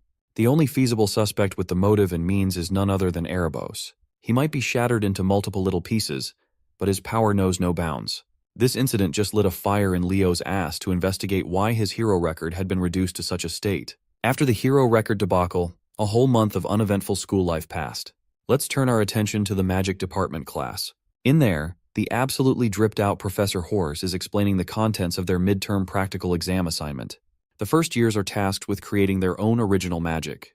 Hearing the mention of unique magic struck fear in the hearts of the young mages. Original magic is a type of magic that distinctly showcases a magician's individuality, creativity, and power. In today's era, where activation techniques have become mainstream, magicians rarely strive to create spells of their own. However, original magic can become one's secret technique to use in critical situations. This stems back to the star magic that every elf learns. As a matter of fact, star magic is also a minor copy of original magic. There had only been one person in history who wielded the true and complete power of star magic. That is none other than its creator, the founder of Nebula and one of the founding heroes, Luna. Hearing the professor emphasize the importance of the upcoming midterms made Chloe lock in. Sitting beside her, Leo could not help but notice an odd book on her desk. Simply being near the book gave him the heebie-jeebies. It emanated an oddly dark and familiar feeling. Seeing Leo taking an interest in her book, Chloe hurriedly hid it away inside her bag. If he's not mistaken, that was a grimoire. As if on cue, Professor Horse dismissed the class and wished them luck with the formulation of their own spells. As the first years slowly trickled out of the classroom, Leo ran after Chloe and grabbed her by the hand. Surprised, she shot her with an indignant look. Leo smiled and invited her to have lunch together. Of course, he did so with ulterior motives. He saw how sketchy she acted when she hid that grimoire, and he wanted to know more. Forcefully swatting his hand away, Chloe turned his invitation down, citing that she did not have time for such nonsense. Her mind is preoccupied with the thought of beating Leo in the upcoming practical exam. Just in time to diffuse the tension in the air, Carr interjected with his upbeat energy. He called Leo a rascal for daring to challenge the top spot in the Ice Queen's magic studies. Chloe is still taking her loss against Leo in terms of techniques. However, when it comes to pure magic, she refuses to let anyone surpass her spot. With clenched fists and commanding determination, she vowed to win the midterms no matter what. Leo knew that if he backed out or phoned it in, it would be disrespectful to Chloe's convictions. So, like a true sportsman, Leo offered his hand and gracefully accepted the challenge, promising to prepare well. Chloe shook his hand with an empty look in her eyes. I've never seen anyone more locked in than the Ice Queen. Goofball Carr was watching from the sidelines, absolutely in awe of his boy's natural technique to trick a girl into holding hands. Before the sunset, Leo found himself in the massive and monolithic Tower of Heroes. He's been told that somewhere in this gigantic place, Lumene Academy's forbidden library can be found. If he can get into that place, he might find some clues about the mystery of his lost hero record. As he ascended the stairs, some seniors were charmed by his aura. Halfway through the top, someone called him by his full name. It was a senior with tanned skin, curly hair, and big round glasses. Dare I say, an absolutely baddie. Blowing her bubblegum, she asserted that she's been hearing a lot about the young prodigy from Professor Len Hors. This baddie is Torua Yan, a 5th year in Lumine's Department of Magic. Leo politely bowed and extended his greetings, not thinking much of the interaction with the senior. He tried to continue walking up, but Torua extended her long legs, stopping him from going any further and asking what business a first-year student could possibly have at the Tower of Heroes. Leo truthfully answered that he was simply here to meet with the student council president. Seeing his confidence, Torua's interest was piqued. She insisted that if he joined the magic department exclusively, he'd have plenty of opportunities with regard to the tower. She was quite pushy, even though he was already taking classes in the magic department. Torua finally stopped messing with him and moved her leg away. Leo continued on his way and thanked her for understanding. With a hint of threat, she reiterated her desire for Leo to declare magic as his main focus before the semester ends. She made herself clear, and it's up to the boy how to interpret her words. Leo responded with his perfectly polite smile. Once he reached the top of the stairs, he ran into a few more seniors heading even higher in an elevator. He joined them inside and pressed the 9th floor button. Much to his embarrassment, the button refused to activate no matter how many times he pressed down. He continued pressing and pressing, and the faulty lift continued to test his patience. Leo would have been stuck on this floor if it hadn't been for a friendly voice explaining to him that the buttons only activate when mana is channeled into it. The manly voice belonged to another senior who recognized Leo. This one sounded a little more upbeat and polite than Torua. This kind-looking big man is Lee Zamua, another fifth-year student in the night department. He flashed the rumored first-year class representative a toothy grin. Once more, Leo gave a polite bow to his senior and returned the greeting. Like Terua, Lee asked him what he came to the Tower of Heroes for. Upon saying they had some business to discuss with the student council president with a smile, Lee's interest was piqued. It is rare to find a freshman in the entire academy who is not even a bit scared of him, let alone someone bold enough to barge in straight into the student council president's office by himself. Impressed by his solid mental fortitude, Lee proposed that Leo should seriously consider joining the night department as his main affiliation. Tired of having the same conversation over and over, Leo just dryly laughed. Finally, after various interruptions that drained him before the main topic even began, Leo reached his destination. He knocked on the door, introduced himself, and asked President Reese if he could come in. A warm and welcoming voice from the other side of the door invited him in without a fuss. It looks like President Reese is knee-deep in paperwork, even though it's nearly sundown. But he welcomes Leo with a smile. Without wasting the president's time more than he already has, Leo got straight to the point. He asked to have access to the Academy's forbidden library. Hearing such a request shifted Reese's mood to become more serious. He knows that Leo is not the type to mess around, so he gladly explains the gravity of this request. You see, there are only two ways for an ordinary student to access the sacred forbidden library. The first and most straightforward way is to conquer a hero dungeon, which is easier said than done. Upon a successful dungeon run, it is customary for the conqueror to personally return the retrieved pages to the hero record stored in said library. Knowing that he was far off from getting access through that method, Leo asked for the second way in. President Reese leaned forward, and with a wily smile, he promised to spill the secret of this second method once Leo finally joined the student council. A few days after getting cornered by seniors and the student council president, the day of the night department's practical exam arrived. For the first day of this monumental practical exam held in the Academy's open track stadium, a lot of people, students and faculty alike, have come to watch. Being the natural businessman that he is, Carr brought out a whole popcorn cart to peddle his goods to the audience. His sales talk was pretty straightforward. One can't watch the upcoming matches without munching on some popcorn, right? Seeing their friend bust out the big guns, Chelsea doesn't know whether to be impressed or embarrassed. Eliana, on the other hand, felt like Carr would have already gotten filthy rich if he wasn't stuck in Lumani. Leo lined up with his freshman night department peers and scanned the audience. Sure enough, Chloe did not come to watch. Professor Ain stood on the track, mean-mugging his students to instill the seriousness of this upcoming assessment. Without further ado, he called on the first pair that will be sparring in the first and opening match. The first one is Class 1's Hall Snafe, a snaky-looking young man with eyes and a smile that cannot be trusted.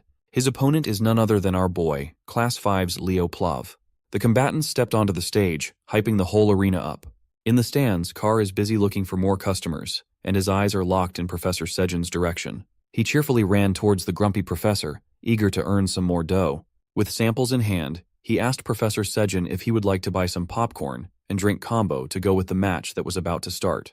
Being the snob that he is, he harumphed as if the idea of eating popcorn was below him. He believes that only slobs like Professor Edmund Harlan would buy such a thing. Sensing that he was not going to break the professor so easily, he looked in Class 1's direction for an assist. Thankfully, Celia was there. One look was all it took for her to understand what Carr needed. Using her secret technique, she turned her cutesy charm up to 11 and asked if the professor was buying the whole class some delicious popcorn. With the trap set up, all that's left for Carr to do is egg on the rest of Class 1 to cheer for their professor's generosity. Seeing his kids chant his name with such vigor, Professor Sejin's defenses slowly crumbled. He might be a snob, but he's also a hard-working professor who just wants his students' affection. The great professor caved in and asked Carr to hand his students a popcorn and drink combo, but strictly limit it to one per person. While Carr is cashing in on his booming business, the combatants for the opening match have taken their starting position. With a confident, bordering on a cocky smile, Leo called his opponent lucky to be the first victim. Hall Snafe could sense that the first-year representative did not see him as a real opponent at all. He is determined to make Leo regret that. This snake boy, Hall Snafe, hails from the heroic family of the Snafe lineage. Before the first round officially starts, let's hear the assessment's basic structure from our favorite popcorn vendor. You see, midterm practical exams for the night department consist of a simple series of duels. Those who achieve 5 sparring victories will get a passing grade. An air of uncertainty filled the stands. Although they're all aware that Leo is the first-year representative, only a handful of them have seen him in action. Since Leo is also majoring in 3 departments, they believe that he should have a gap compared to those solely focused on just one. Not to mention, Hall is the third best in Class 1, behind the absolute monsters Celia and Duran. His weapon of choice is the spear, and his aura contains a sharp and toxic form. Brandishing his spear with impressive accuracy, Hall demonstrated his skill. In his mind, he only knows Leo as the arrogant guy who's always hanging around Celia. Professor Ain gave the final reminder that the one who renders their opponent unable to fight back will get the W and treat this sparring match as if it were a real battle. As soon as the starting signal was given, Leo was taken aback when he felt a dark aura that he had not felt in a long time. Surprisingly enough, that dark aura did not come from the enemy in front of him, but in the direction of Lumine's campus instead.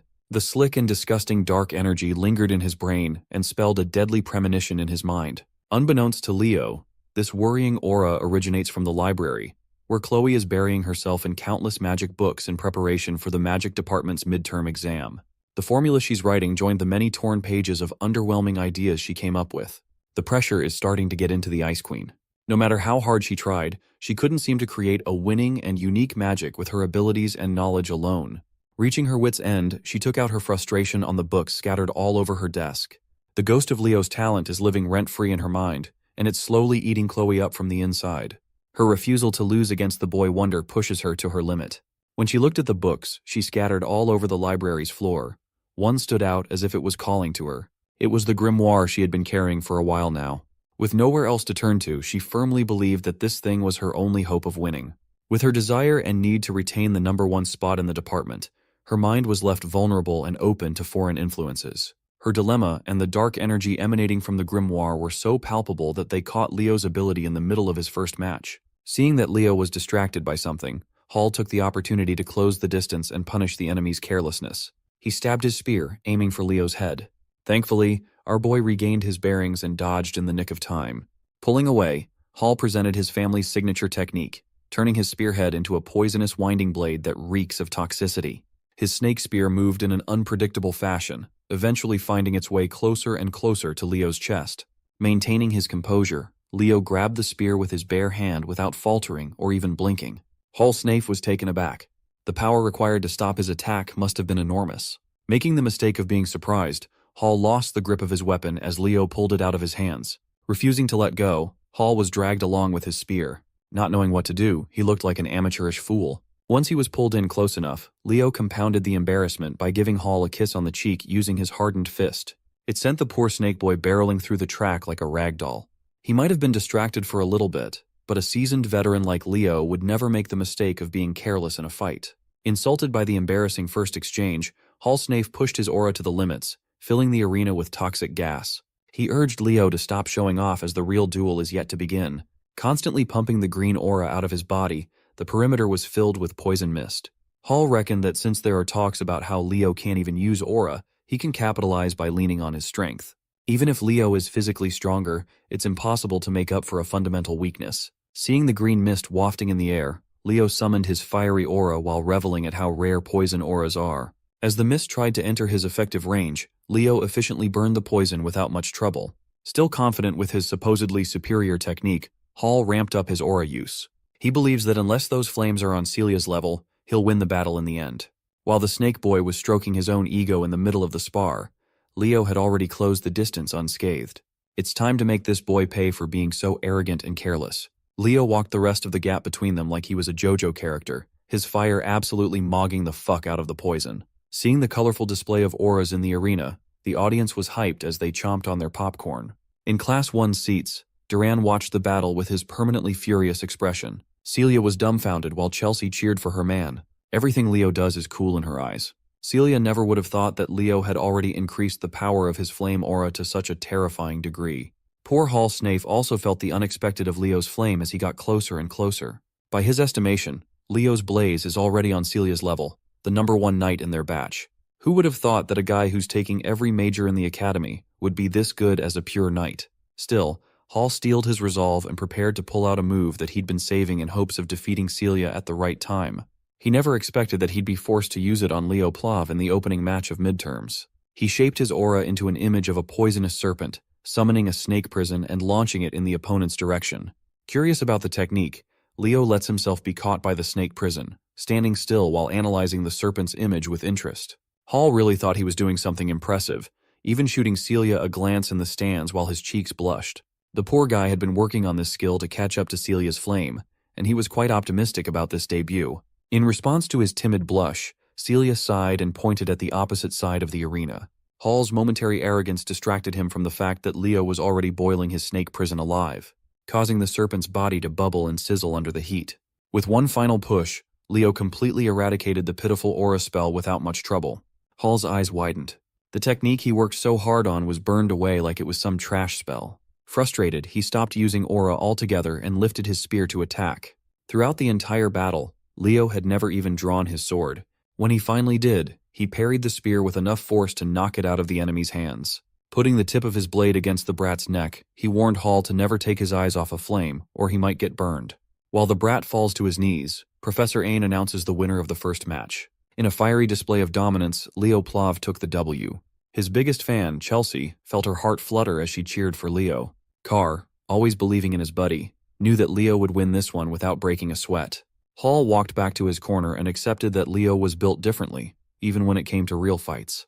No wonder he can be by Celia's side all the time. Much to his surprise, a familiar voice praised his performance even though he lost miserably. Looking up, he saw Celia smiling from the seats, celebrating his cool technique. Even though he lost, Hall just got complimented by the girl she's been chasing after. So it was not that bad. He'll hold on to that compliment for the rest of his life. Proceeding to the next match, the professor called Class 5's Elian Layden to the stage. Jumping right into the fray with his fiery energy, Eliana demanded to know who her opponent would be right away. When Professor Ain called Chen Xia of Class 10 to the front, Eliana's pumped-up energy was dashed. She was so hyped to whoop some ass, but she drew the short end of the stick, and now she has to fight one of the Night Department's top 3. The ladies took their position, standing opposite one another while waiting for the go signal. With a smile, Chen Xia wished her opponent good luck with a serene bow. Even her politeness felt powerful. Still, Eliana is not one to back down, even if the odds are against her. She returned the polite greeting with a determined smile. As soon as the starting signal sounded, Chen Xia's hand gracefully moved to summon her water aura. The waves danced around her body like a serene ocean. In contrast to her vibe, Eliana's fiery will took the form of wildfire while she held a rapier in her hand. Leaning into the strength of her blade, Eliana pushed her speed to the limit with a stab. Chen Xia prepared to receive the attack by surrounding herself with a water sphere. Watching from the stands, Leo can tell that tanking that rapier would hurt like a bitch. But so is running at full speed and bumping into a solid shield made of water aura. Eliana was too hasty. She tried to end the bout in one attack and was punished quite heavily for it. Chen Xia's water sphere wasn't just a purely defensive skill, it could cook her enemies too. For the second match, her serene power grabbed the W handily. Eliana stood up and wiped off the pain of getting clobbered in one exchange. Despite the embarrassing loss, she believes that she didn't do too badly. Leo had already expected this result. It was a horrible matchup to begin with. Still, the battle could have lasted much longer, and it could have gone better for Eliana if she had fought with a level head. For the third match of the day, Professor Ain called the Night Department's leading figure, Celia Zerdinger, of Class 1. Much to everyone's surprise, the third match would be a blockbuster matchup that no one expected this early. Celia's opponent will be none other than Duran Moira, who will perpetually be in second place in Class 1.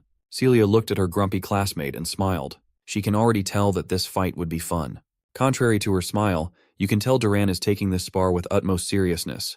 Back in the stands, Carr somehow managed to get a 3D glass while he got high on his own supply. He shoved the whole bucket to his seatmate, Leo, to share. Everyone's gaze was fixed on the stage.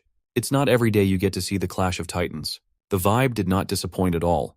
The stage started heating up, and the energy was electrifying. Both of their offensive-oriented auras roared. With both blades drawn, the fight to determine the de facto top student of the Night Studies department is about to commence. As soon as the starting signal sounded, Grumpy Duran made the first move with his lightning-fast first step. His whole body and his sword looked as though they melded together in a thundering form. But Celia is a talented swordmaster in her own right. She had fast enough reflexes to parry the first few attacks without a problem. To most of the first years, this is their first time seeing the top scorer's combat power. Completely engrossed in the nail-biting battle on the stage, Carr asked Leo who he was betting on. Casually shoveling handfuls of popcorn in his mouth, Leo shared that Celia would lose if the bout continued at this pace. Carr was surprised by Leo's callousness. Still, he's not counting his cousin out just yet. Even from the stands, he can see the calm and collected look in her burning eyes. He reckoned that this girl must be hiding something up her sleeve and waiting for the right moment to dazzle everyone. Picking up the pace, Duran increased his speed to another level and continued his relentless assault. Caught off guard, Celia almost got nicked in the neck if her instincts didn't take over to move ever so slightly to the side. Confident that he could start overwhelming Celia, Duran entered a close combat showdown with his #1 rival. That was a big mistake. Celia raised her ornate blade and summoned a flame that eclipsed any blaze shown today. It burned so wildly and brightly that the arena's protective barrier started flickering, struggling to contain the power. Most of the freshmen had never seen a fight of this level before. Leo praised Celia's patience and timing in bringing out a brilliant move perfectly. Carr was confused, so Leo elaborated. You see, the freshman sparring field is fairly small and contained. Celia must have figured that since she can't keep up with Dura's raw speed, she can just turn the entire field into her own burning stage. Even the playing field. With home court advantage, she essentially forced Duran to a tough spot, forcing him to be more mindful of his movements unless he wanted to get burned by the blazing fire. On top of that, the heat will make it naturally harder to see. Celia was already a great fighter, but she had gotten even stronger and craftier in using her abilities. This lady just opened his domain expansion. With the heat slowly frying the grumpy blondie, Celia took advantage of the lapses in his defense and seemingly blinked behind Dura. Her fiery slash could have ended the fight if it wasn't for Duran's pesky reaction speed. Pushing himself to the limit, Duran gritted his teeth and brandished his sword in an act of desperation. Losing his calm in a spar against someone as competent as Celia is a death sentence. She completely neutralized his blade by grabbing it with her bare hands. Right when she covered the entire arena with her blaze, she's been absolutely dominating #2. Her immaturity and savagery showed by ending the bout with an unconventional attack. Instead of her blade, fist, or legs, Celia bashed her head against Duran's and knocked the grumpy blondie out cold. Dispelling her flaming aura, Celia Zerdinger won the 3rd match of the day, and the crowd went absolutely bonkers. While wiping the dust off her uniform, she smiled and suggested that Duran should do some more strength training instead of relying solely on speed. Finally regaining consciousness after momentarily passing out from the headbutt, Duran took her helping hand to get up from the grassy floor.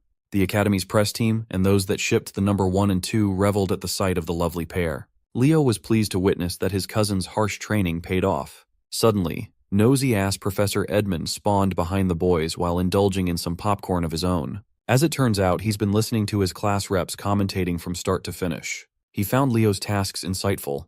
By the end of the day, every match in the night studies practical exam wrapped up smoothly. Celia Zerdinger ended the day with 4 wins and 1 loss. Duran Moira finished with the same record. So did Chen Xia.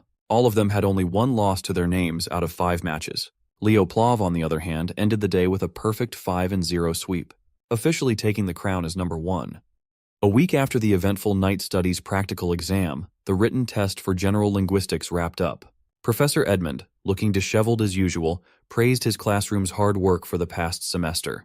While he waves goodbye and heads for the door, he warns them that some may still flunk out because of a bad score. As soon as the door shut, Class 5 erupted with various reactions. Eliana, as fiery and energetic as she is dreading expulsion herself. Meanwhile, most of the nerds gathered around Chelsea to see her answer sheet and how high she scored.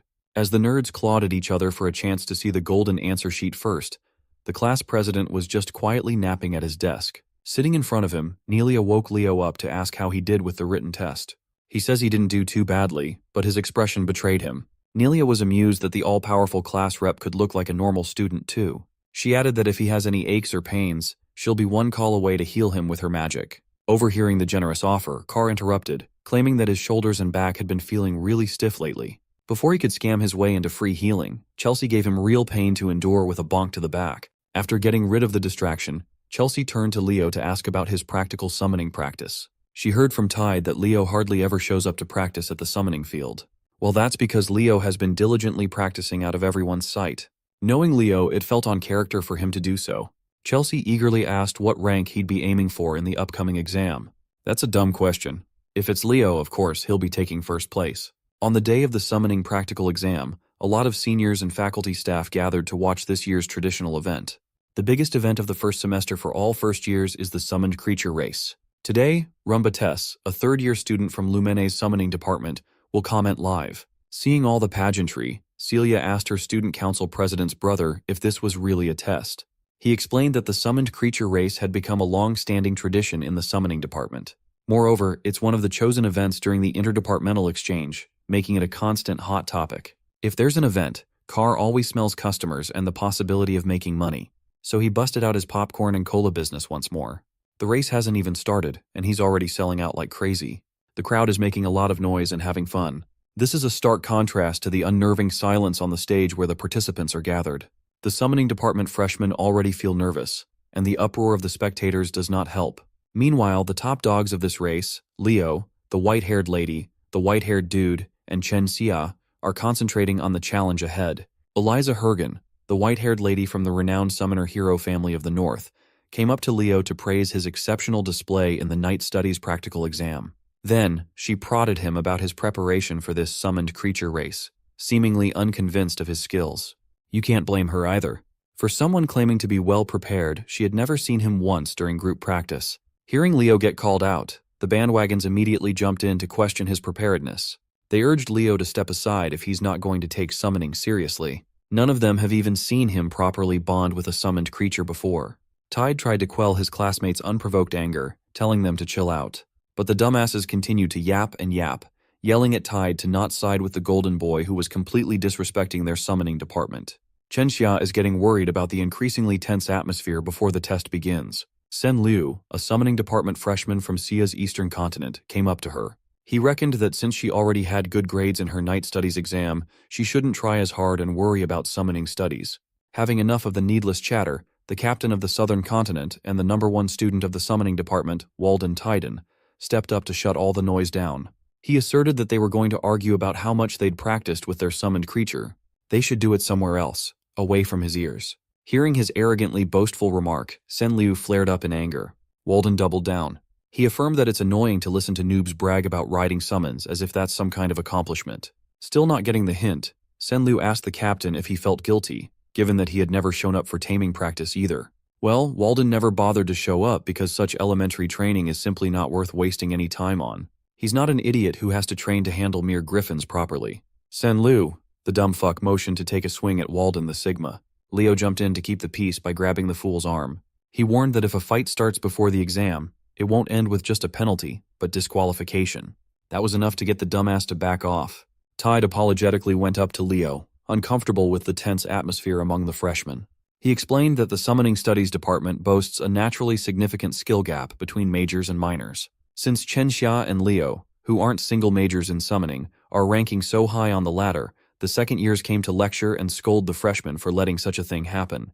In addition to not showing up for practice, they see Leo as a negligent golden boy, even though he has no intention of doing the race half-heartedly. From afar, it seems like some unsavory forces are watching with interest. A dark power loomed over a hooded man. He seems way too invested in this race, more specifically in one student. That student is Sen Liu.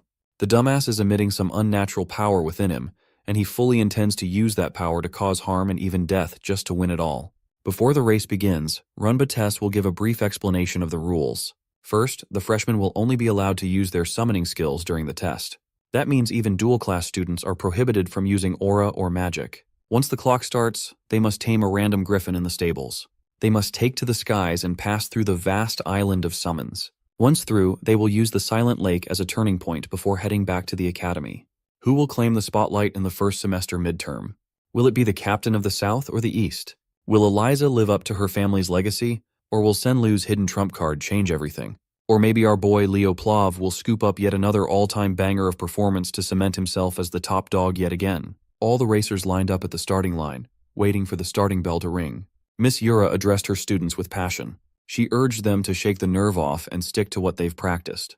Anyone who panics and messes up will be left behind after the race. Her message to shake the nerve off just ended up causing more anxiety to the racers. Miss Yura then proceeded to call their marks and get ready. With a shout that reverberated throughout the arena, she officially kicked off the annual summoned creature race. While most students clamor towards the griffin stables, a certain group started the race by using their summoned creature skills of various elements. Without a lick of warning, the group shot their techniques at Walden and Leo. Even the commentator was shocked at the opening buzzer. The summoning students are turning on the crowd favorites. Leo yelled at Tide, saying not to worry about him and to go ahead, to focus on the exam. Heading his words, Tide stayed on top of his tamed griffin and left the class rep. The stands made their stance clear. They think it's unfair that the summoning department guys would target the supposed front runners. Leo knew that these dipshits never liked him, but he never thought they would go this far to mess with his game. Rumbates claimed that even while the crowd is jeering, this is still a somewhat valid strategic move. Moreover, Walden quickly dispelled the elemental magic by brute force in just a few seconds. With traces of elemental magic still lingering around his body, he calmly strode over to the griffin stables. He quickly tamed one without much effort and mounted the beast. He turned to Leo and offered help if he was having a tough time. Leo dismissed his offer, knowing that this child's play was not much of an issue. Without uttering another word, Walden took off flying with his trusty steed, quickly accelerating to the skies faster than anyone else. Leo was left as the only racer still stuck on the stage instead of roaring in the skies. Chelsea watched her man surrounded and trapped by elemental magic with eyes filled with concern. Miss Yura looked at the field with furrowed brows. It looks like the rift between the freshmen is deeper than she expected. They went as far as openly ganging up on the top student. As far as she knows, Leo's main ability isn't in spirits, but in summons. Freeing himself would be immensely difficult. But she thought wrongly. A dazzling light filled the arena, demanding everyone's attention. Leo closed his eyes and steadily chanted a rhythmic script to beckon elemental spirits to break his chains and open a path forward. Immediately, sylphs of different elemental affiliations heed his call. Nowadays, it's rare to know a few words from the ancient spirit language, let alone a whole chant with utmost fluency. The gift of surprises known as Leo Plav just keeps on giving. Miss Yura looked at the young man's determined eyes and heaved a sigh of relief. She was worried for nothing. One thought emerged in her mind. She needs to lock this kid into the summoning department. While Leo is still at the starting line, the others have already covered quite a bit of distance. The bastards who trapped Leo and Walden laughed as they talked trash about their victims, confident that the best of the South would get last place. When the goons asked Eliza what she thought, she argued that she could have beaten Leo Plav and Walden Titan without any underhanded tricks. She's also worried about the public image of the summoning class. The goons just wanted to let the geniuses taste a little bit of humiliation. Done with their stupid drivel, Eliza sped up and warned the goons to think before they acted in the future. Sen Liu heard her holier-than-thou attitude, and his anger crept up. At the current pace of the race, placing second behind Eliza shouldn't be a problem for Liu. Other than her, he's the best when it comes to controlling flying summons. As he was lost in thought, a speeding griffin cut through the flock of goons. Riding on the saddle was Chen Xia. Instead of riding, surfing might be a more accurate description of her style. Whatever she's doing is working. Her speed was peerless, even without using soul energy to strengthen the summon. Threatened by Zia's appearance, the goons, led by Sen Liu, turned their targets on the eastern representative. A girl summoned a spirit of light and launched it to Xia. The aerial acrobat sensed the incoming attack and shifted her position forward, riding one of the griffin's wings. When the light spirit got close enough, Chen Xia jumped in midair and performed a graceful flip in the skies. The poor noobs seeing her parkour out of harm's way were taken aback. After making her landing, Chen Xia's leg became as taut as a bowstring before launching herself away from her mount. Her destination was the girl who attacked her with the light spirit. Using her momentum and body weight, she delivered a staggering kick.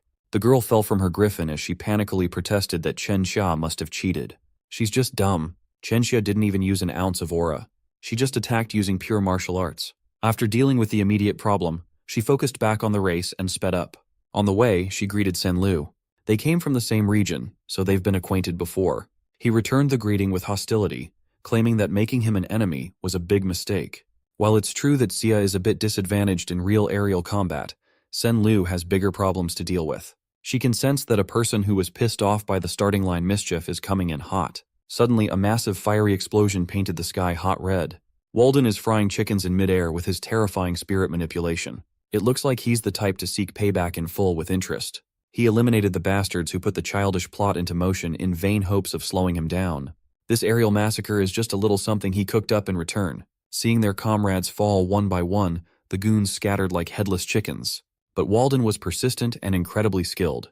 Each spell he unleashed claimed another griffin, effectively disqualifying their riders. The clouds burned.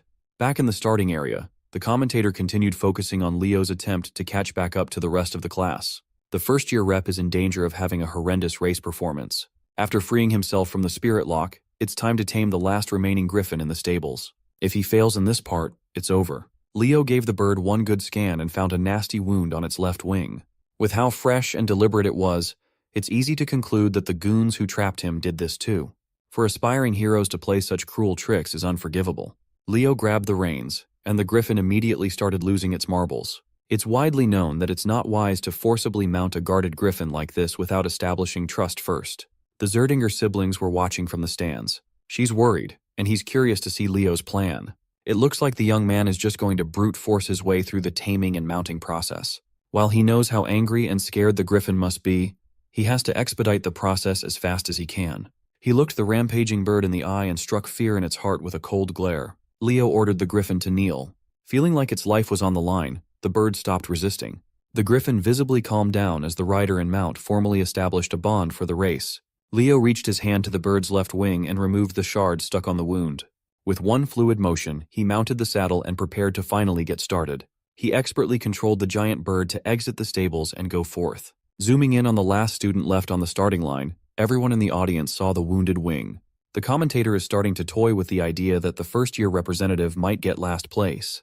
Leo quietly empathized with his mount. He can feel that this big guy has been enduring a lot of pain. So, in accordance with the contract, he commanded his sole contracted beast to appear. Fiora the Phoenix manifested herself in midair, as adorable as always.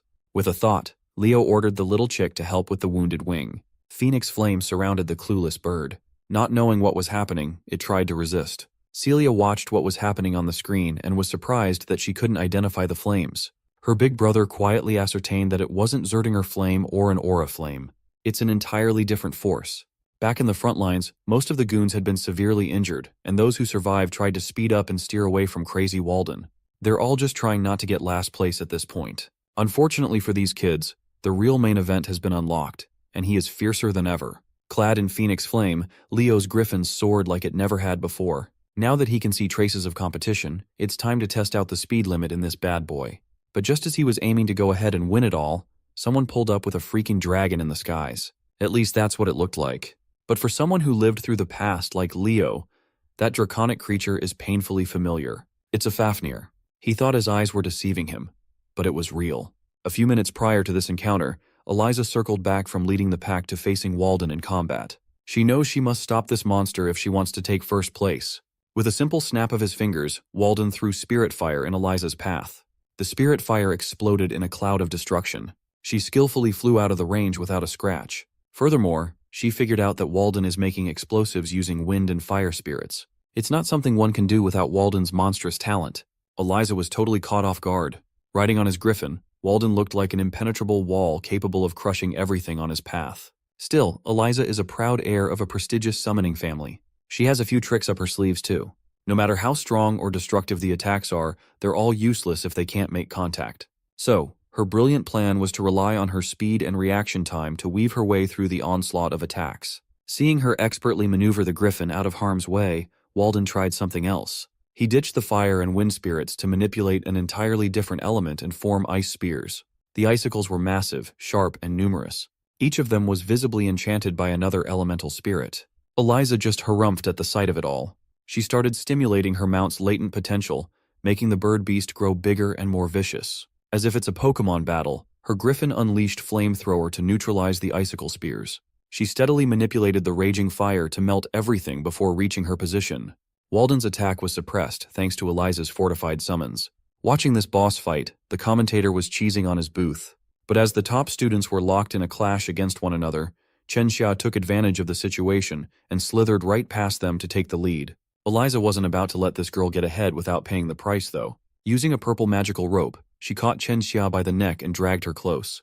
With her mobility literally tied up, a flicker of flame appeared out of nowhere. She knew that a disaster was about to fall on her if she doesn't scram. Chenxia and her griffin managed to parkour their way out of harm as soon as Walden's spirits combined to produce another massive explosion. Still in midair, she forcefully destroyed Eliza's magical rope. Calling to her mount with perfect timing, Chenxia regained the lead with sly maneuvers. Instead of feeling fear, she was actually hyped to experience the might of the summoning class aces. Up ahead, she saw a silhouette of an odd aerial beast. Chenxia was confused upon focusing her glance on what looks like a black wyvern. Riding it was Sen Lu, who's slowly losing his grasp on reality, his mind filling with killing intent. Chenxia tried to remind her fellow Eastern student that riding a summon other than a griffin is against race rules. But he doesn't care anymore. His hatred for talented jerks sitting at the top of the ladder is at an all-time high. Eliza and Walden finally caught up upon sensing an odd presence. With her extensive monster knowledge, Eliza was confident that this is not a black wyvern, but an irregularity. It was at this point that Leo Plav had finally caught up to the front-runners with his flaming griffin. His speed was top-notch, and the Phoenix Flame bolstered it further. Sen Lu doesn't care if he has to fight against 3 or 4 geniuses. He's confident he can kill them all. Leo simply called out to everyone with a chilling tone. He looked down from above, demanding to know where this stupid kid got the lizard. Sen Lu laughed, thinking that Leo must be jealous. He asserted that he tamed and contracted the beast with his summoning skills. Leo looked at the dumbass who doesn't even know that he's sitting on top of a Fafnir. It was a monster the magicians of Tartaros used.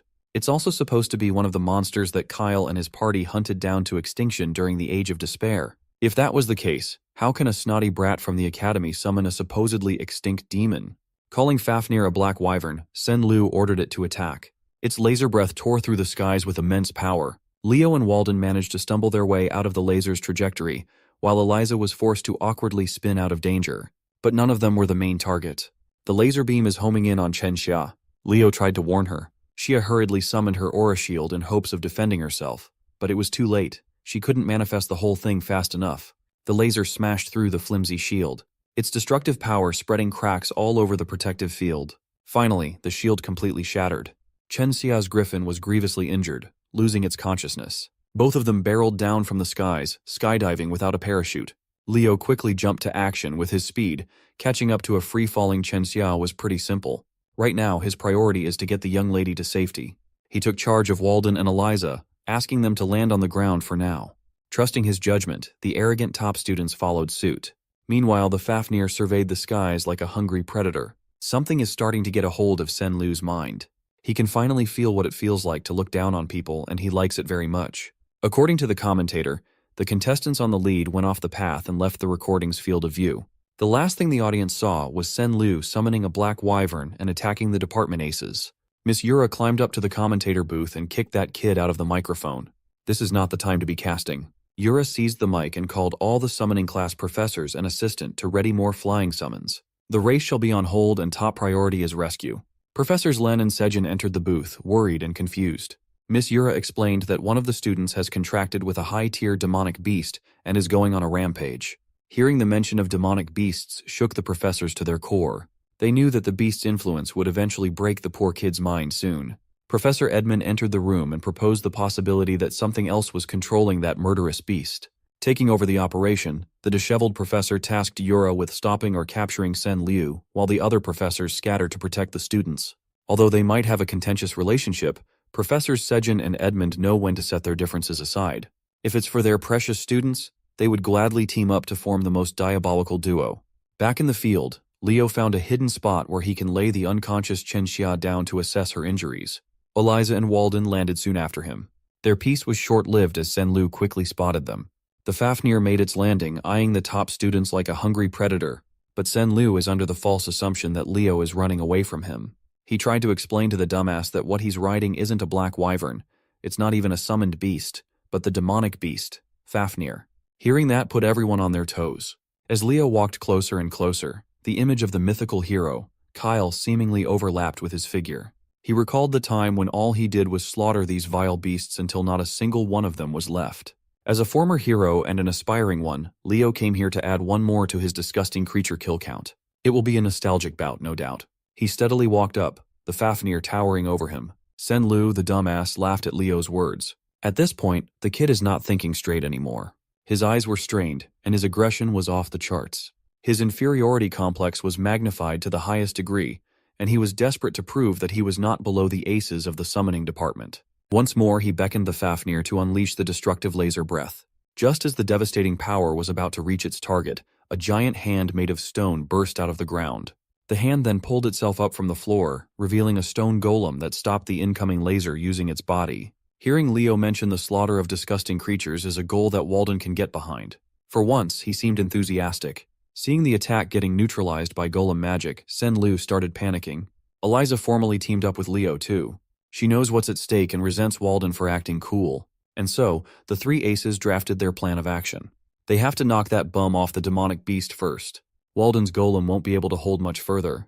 Before it breaks apart, they must be ready to attack. Seeing Eliza and Walden bicker while in the middle of a life-or-death scenario painted a nostalgic smile on Leo's face. Heroes are oddballs in every millennium. As the golem slowly but surely crumbled, Senlu regained his arrogance, daring Walden to summon something stronger. Once the golem turned to nothing but loose boulders, the trio was nowhere to be seen. Eliza kicked off the offensive with her magical purple rope. It twirled and stretched according to her whims, ultimately entering Senlu's range. While she was taking care of crowd control, a finger snap kicked off the damage. Sparks of fire appeared all over the Fafnir's body as it reloaded for another laser beam. Walden strategically placed the detonators in critical areas and detonated his spirit bombs all at once. With his part out of the way, it's time for Leo Plov to pull his own weight. As the smoke of the explosion cleared up, Leo closed the distance between him and Sen Liu in the blink of an eye. He grabbed the bum by the hair and delivered a full-powered kick across the face. He nearly knocked Sen Liu out of the Fafnir, but something else has taken over the kid. Whatever or whoever has possessed. Sen Liu praised Leo's idea of getting the boy away from the demonic beast. But with a proper vessel, whatever this thing is has already taken over. Sensing the increasing danger, Leo was whisked away to the skies in the back of the demonic beast. Walden and Eliza were left on the ground. The possessed bum asked if Leo was starting to feel fear right about now. He simply replied by clocking the spirit of a demonic beast handler for Tartaros possessing Sen Liu's body. The handler had never experienced something like this. No one had ever seen through his real identity before. Leo's disturbing calmness in the middle of a stormy situation reminded the handler of the heroes from the past. Of course, that also means he can't let Leo develop and flourish even further. He's a massive threat. Using a more refined spirit technique, the handler swiped Leo away with ferocity. He couldn't establish a proper foothold and began free-falling from the skies. Still, he remained calm and summoned Fiora to bail him out. Phoenix Flame danced in the skies as Leo joyfully manipulated a flame orb. This whole situation reminds him of the old days. He was Kyle, the hero of the beginning, but he'd be the first to admit that he was good at everything but never mastered a single discipline. Jack of all trades, master of none. When talking about aura, Aaron and Dueno had him beat by miles. In magic, he was admittedly inferior to Luna. As for summoning, Lucina's was a different beast altogether. That being the case, being an all-arounder allowed him to combine abilities and explore ideas that had never been explored before. Using aura, magic, his bond with Fiora, and everything he knows about summoned beasts, Leo cast a powerful spell. Aura, magic, and soul energy are distinct, unending paths. However, when combined with one another, it can result in some overpowered outcomes. Fiora, the little chick, is gone. In her place was an adolescent phoenix. Mighty and graceful, her flaming red feathers lit up the world as she caught Leo with her talons. Seeing the transformation, the demonic beast responds to the phoenix's energy with agitation. The handler seemed more serious when he asked Leo who he really was. He playfully responded that they could exchange information. He just wanted to know where Sen Liu got the Fafnir. But this anomalous student is way too knowledgeable about the Age of Despair, someone that can't be allowed to live. Anticipating the Fafnir's attack, Leo drew his sword and manipulated the Phoenix Flame to coalesce at the tip. Luckily for Leo, Zerdinger's secret sword technique is tailored for Phoenix breath. As a result, his secret technique, Prominence, can reach a higher realm. The Fafnir's murderous laser beam and Leo's mythical fire collided. It was a Dragon Ball fight. Leo held his ground, not letting up for a single second. Sen Liu, on the other hand, looks like his brain is scrambled from the possession. Fafnir stumbled in the air, groaning in pain and knocking the handler out of balance for a moment. Leo did not miss the opportunity to press his attack, seeing as the demonic beast's soul energy was starting to weaken. He screamed and poured every bit of power he had stockpiled to overwhelm the enemy. All the handler could do was curse the young man. Phoenix flames entered Fafnir's body, wreaking havoc and burning the demon from the inside until the fire exited from every orifice. Leo won in an explosively disturbing fashion. He praised Fiora for coming in clutch as he huffed and puffed for air. It's about time to go back, but the Phoenix transformation limit has been reached. Leo realized that he must have miscalculated, and now he's on track to fall to his death. As he screamed on the way down from thousands of feet, the real body of the demonic beast handler for Tartaros continued his meditation, hidden in the woods. Just as he was about to pull another bullshit attack, a radiant light enveloped the entire forest. Next came an overwhelming pressure that pushed the handler down to his knees. Professor Sejin has arrived and successfully sealed the perpetrator's movement. Alongside him was Professor Edmund, who emanated darkness around his body. The handler immediately recognized the two pillars of Lumen. Knowing that he couldn't handle all that smoke, the handler opened a rift in space and bid his farewell. It's disappointing that he failed, but he'll have to wait until next time to cause some chaos once more. From the rift in space, a smoke creature with countless eyes and mouths filled with sharp teeth burst out.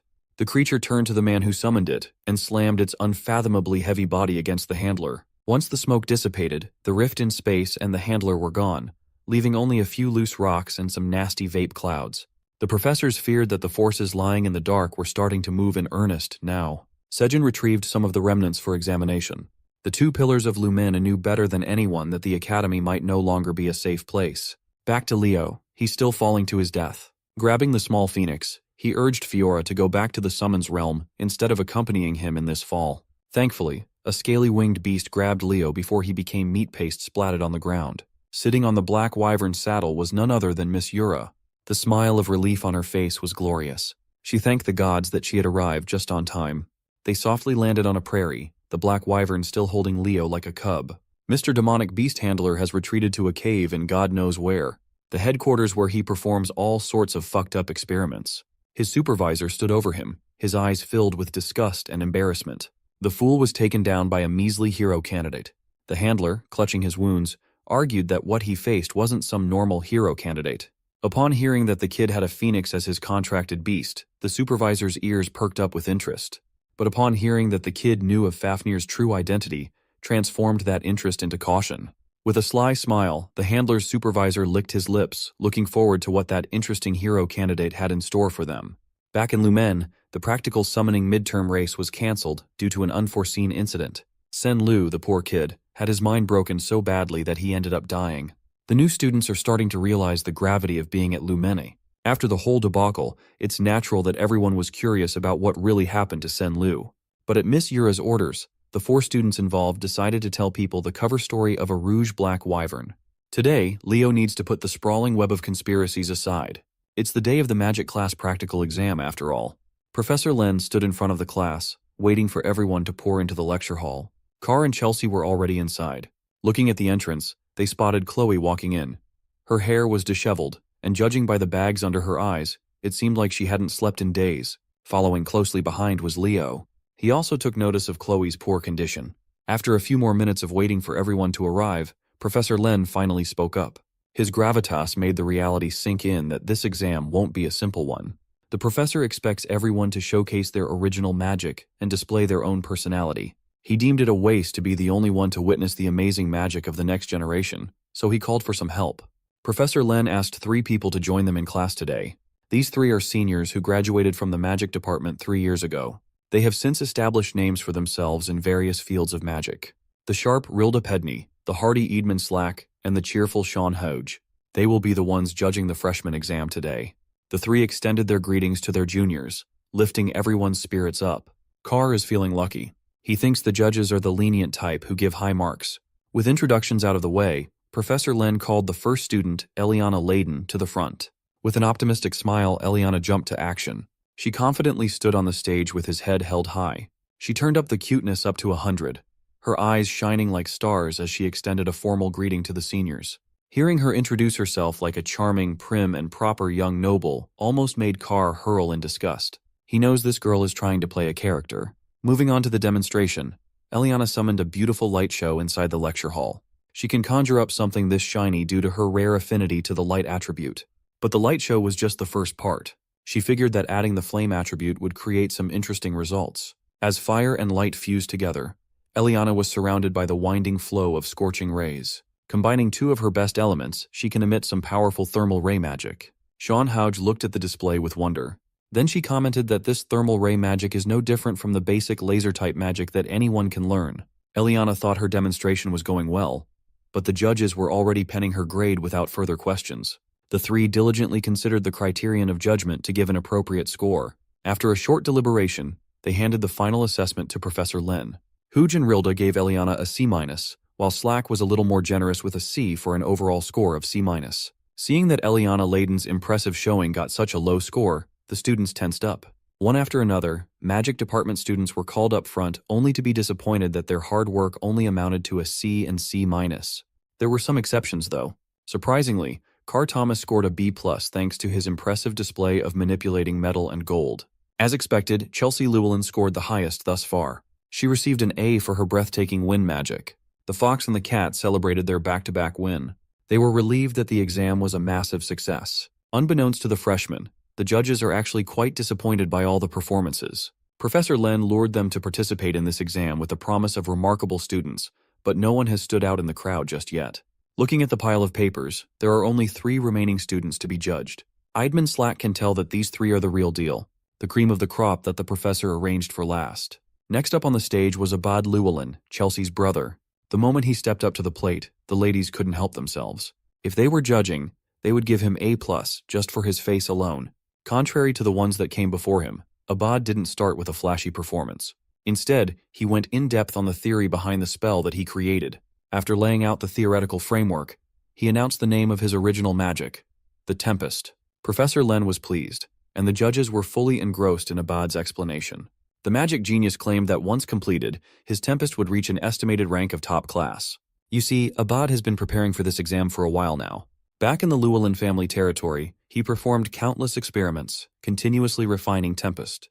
He had to enlist the help of family elders to create a protective perimeter in case something went wrong. With utmost concentration, the Abad family magicians held strong. In the middle of the perimeter, Abad was free to tweak and unleash the terrifying power inside him. Launching his body off the ground and softly floating in the air, the initial stages of Tempest showed itself. With a bloody roar, he stimulated every bit of power in his cells to beat the wind itself to submission. The wild winds eventually coalesced into a destructive storm that can erase everything in its path. The Tempest held so much power that even the protective perimeter manned by 4 capable magicians couldn't contain it. When Abad opened his eyes, he saw the Tempest lifting an innocent animal up to the heavens. He panicked. He doesn't want his lack of control to endanger an innocent life. The desire to save that little animal gave him the last push to completely bend the will of the wind to his whims. Abad is a great guy, perhaps the most fitting hero candidate aside from a certain someone. Back inside the lecture hall, Abad showed the judges a compressed version of Tempest. Summoning its full form might destroy a portion of the academy after all. A magic that intensifies the wind's power to the utmost degree. It sounds simple, but the judges knew that it was rooted in a difficult system of high sorcery to use. As a result, Abad Llewellyn walked back to his seat with the first unanimous A+ score, the highest thus far. Chelsea quietly and supportively bragged that her brother is just built different. Speaking of built different, Professor Len's face lit up at the thought of seeing the next student showcase his talents. Of course, it was none other than the golden boy, Leo Plav. Our boy stood and spoke with conviction as he addressed the judges. The high sorcery he will be presenting is a no-attribute sorcery system. He won't say it out loud, but it's the same system that he used back when at the top of the world as the hero of the beginning. Leo stood on the stage and announced his no-attribute high sorcery system. The panel of judges has never heard of such a thing. Curious, they asked him to elaborate. Leo gladly expounded. It is common knowledge that every single basic magic spell has a base attribute. It is a necessary condition for any type of spell. His thesis is simple. He created a high sorcery system that will streamline the entire spellcasting process to a higher level. Hearing this, the panelists had a mixed reaction. Some were skeptical and some were shocked. To clarify, they asked him if he was really going to create a whole new system for spellcasting. While the 3 seniors refused to believe such a ridiculous idea, Professor Len was practically smiling from ear to ear, his eyes shining like diamonds, overcome by the desire to recruit Leo as an exclusive mage. Idman Slack thinks Leo is just bullshitting and was disappointed. They are here to judge magic with sound theory, not to listen to fantastical stories. Contrary to his bitterness, Professor Len couldn't help himself and chimed in to beg Leo to write down the system's theory. Since the professor himself was enthusiastically open to seeing this through, the judges had no choice but to keep an open mind. Leo Plav picked up a chalk and started writing down the theory on the board. For a while, the room was absolutely silent, apart from the sound of chalk tapping and sliding on the board. Rilda Pedney asserted that only a single mage in the entire history has ever used an entirely different casting system as their high sorcery. Leo casually answered that he was well aware of that fact. Only the poet of the stars, Luna, had ever succeeded in doing such a thing. Sean Houge wasn't happy that this little freshman was basically implying that he was planning to stand on the same level as one of the most celebrated heroes in history. Leo humbly dispelled that idea. Of course, he's not planning to do that. He can't ever compare to Luna when it comes to magic. He clarified that one does not need to be a monstrous genius like her to make a new spellcasting system. All the panel of judges have to do is look at what he wrote on the board to see how. Much to their surprise, every line of spell theory seemed airtight. The kid wasn't just making it up and trying to look cool. From what the spell construction indicates, it's a system that can utilize any magic attribute without penalties. Chelsea, who's pretty confident with her theoretical knowledge, can't even interpret what Leo wrote down. On the other hand, Carr has given up trying to read what Leo has written since the first line. Throughout the whole process, Chloe never took her sunken eyes off her rival. Now that the judges have a rough idea regarding Leo's genius, they ask him what his reasoning is behind developing such a magic system. The answer was pretty simple. He just wants to be able to freely use any magic in existence. Idman's disbelief had turned to interest in the crazy freshman. Now, he understands why the professor insists that this year's batch is special. When asked what this system's name would be, Leo grinned, raised his hand, and summoned an incandescent thread of mana that lit up the lecture hall. The incandescent mana coalesced and formed an unfathomable orb of pure magic. Leo dubbed this system as the Bible. Shan Huj was taken aback. Digging through her extensive knowledge, she knows of only one person in history who has used that term, the allegedly fictional hero, Kyle. She's looking forward to what Leo will do in the future. Maybe the kid will prove that Kyle really existed. After the shortest deliberation of the day, the panel of judges handed their scores to the professor to announce. As soon as Professor Len saw what was written on the cards, he smiled. As expected, Leo Plov got an A+. Walking back to his seat, Leo thought about failing to complete this magic system during his years as Kyle. This time things will be different. He will make sure that it will be. Finally, the last student to present their personal magic stood from her seat. It's Chloe's turn to wow the judges after Leo blew their minds. Before sitting back down, the concerned Leo asked if the locked-in Chloe was fine. She certainly doesn't look like she is. Chloe Muller stood on the stage with her back straight and solid. The panel of judges was informed ahead of time that Chloe is the reigning top student of this year's magic class. They have high hopes for her showing today. As soon as Chloe started her presentation, her demeanor changed. She announced her success in creating an imperishable flame. In her hand, a crimson fire dancing aggressively blazed. Her classmates were left scratching their heads. As far as they know, Chloe is an ice attribute mage. Choosing a polar opposite of her highest affinity attribute as her high sorcery just seemed counterintuitive, inefficient, and plainly insane. While she stood on the stage, unmoving, the panel of judges was a little disappointed. Compared to the two previous performances from Abad and Leo, her flame seems awfully normal. If that's all she has to show for this exam and there's nothing more to see, she will score horribly. So, Chloe started the actual display of how valuable this magic really is by summoning water to dance in the air. With a flick of a finger, she made the water drop down like a waterfall that would extinguish any ordinary flame. But this is no ordinary flame. Abad was shocked, and Leo felt a bad premonition. There's darkness behind Chloe's eyes as she explains how she added permanence to the fire. Unless she cancels it out consciously, it will burn forever. She concluded her showing by doing just that, extinguishing an inextinguishable fire. Chloe picked up a chalk and wrote down the theory behind her groundbreaking discovery. In this world, spells follow a common rule that without direct mana support, any spell will vanish. Throughout the whole process of explaining her theory, her peers were slack-jawed. She basically made a spell that broke a rule that had existed since the genesis of magic itself. It was too bizarre, and even the panelists found it hard to wrap their heads around her grand ideas. Chloe Muller dubbed her high sorcery as the Eternal Flame. Out of everyone in the room, Leo was the only one certain that this thing should not be possible. Still, her theory seemed sound enough, and her demonstration left a powerful image in everyone's mind. For that, she scored the same grade as Leo, an A+. Leo doesn't buy it. Something is fishy here. Creating an undying flame is a conundrum that even Luna failed at. As far as he knows, only a single being has ever used such a flame. The Cataclysm himself, Erebos. The moment the exams concluded, Leo tried looking for Chloe, but she was already back in her dorm to sleep. That girl hasn't slept since the test was announced days ago. Her test prep was insane. Leo kept his questions to himself for now, letting Chloe get some rest. Celia then raised some concerns of her own. Over the past few days, she noticed Chloe getting more and more sensitive. She fought with some of the kids in their class a couple of times. Celia also heard rumors that she's been hanging with some of the delinquents from the Magic Studies program. Mulling over his thoughts, Leo went back to the empty lecture hall. He summoned Fiora for the first time since the race. She's back in her Phoenix chick form now. The mythical beast and the tamer were both glad to see each other again. However, Leo also called someone else to consult about his suspicions. In the middle of a swirling flamestorm appeared a beautiful woman who embodies the very essence of fire. She's none other than Fiora's mom, the guardian phoenix, Miss Farina. Literally the hottest MILF out there. Sitting haughtily and with full poise, Miss Farina asked Leo to get straight to business, asking why he had called for her through Fiora. Leo curiously asked why she's been staying at Lumeni for an extended period of time. Given that the phoenix stands as the total opposite of demonic beasts, there must be a deeper reason for why she's still hanging around the academy.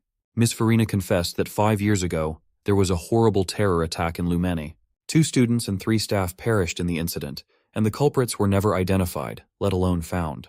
In the end, the desperate headmaster, Kalian Badian, called in a favor and left the Phoenix in charge of searching the school for any clues. Since then, Miss Farina has been looking for any trace of the culprits. If that's the case, she must have heard of the demonic beast handler appearing during the recent summoning exam, resulting in the death of yet another student. When asked if she thought Tartaros was involved, Miss Farina regrettably clammed up. She's suspicious of the evil organization, but that is all she can tell Leo for now. Since he's not going to get any new info from her, Leo just left her with a tip to convey to Headmaster Kalian. He put forth the possibility that Sen Liu may not be the only student Tartaros has influenced. The next day came, and the gauntlet of exams continued. This time, every freshman gathered for the Heroics and Combat Studies joint practical exam. Supervising the exam was none other than the laid-back Professor Edmund. Since every student is accounted for, he dumped the job of explaining the contents of the exam to the class representative, aka Leo. Leo gladly stepped up to the plate and informed his peers about this Heroic and Combat Studies joint practical exam. Today is about forming teams and raiding a hero's world. The world they will be running is the infamous Chedmer incident. As soon as they heard that name, every student anxiously froze in fear.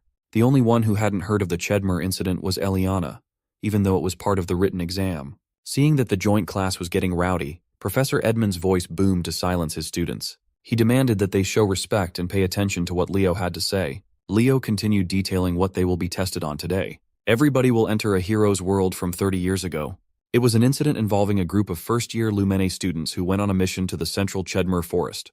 They were unexpectedly attacked by Tartaros. Professor Albi, the sorcerer of the magic eye, a second-year student back then, was dispatched with a rescue team. Thanks to his efforts, they prevented a complete massacre. The goal of this exam is to rescue the injured students and exterminate hostile demonic beasts, while assisting the image of second-year Professor Albi. Professor Edmund added that this is not an average midterm.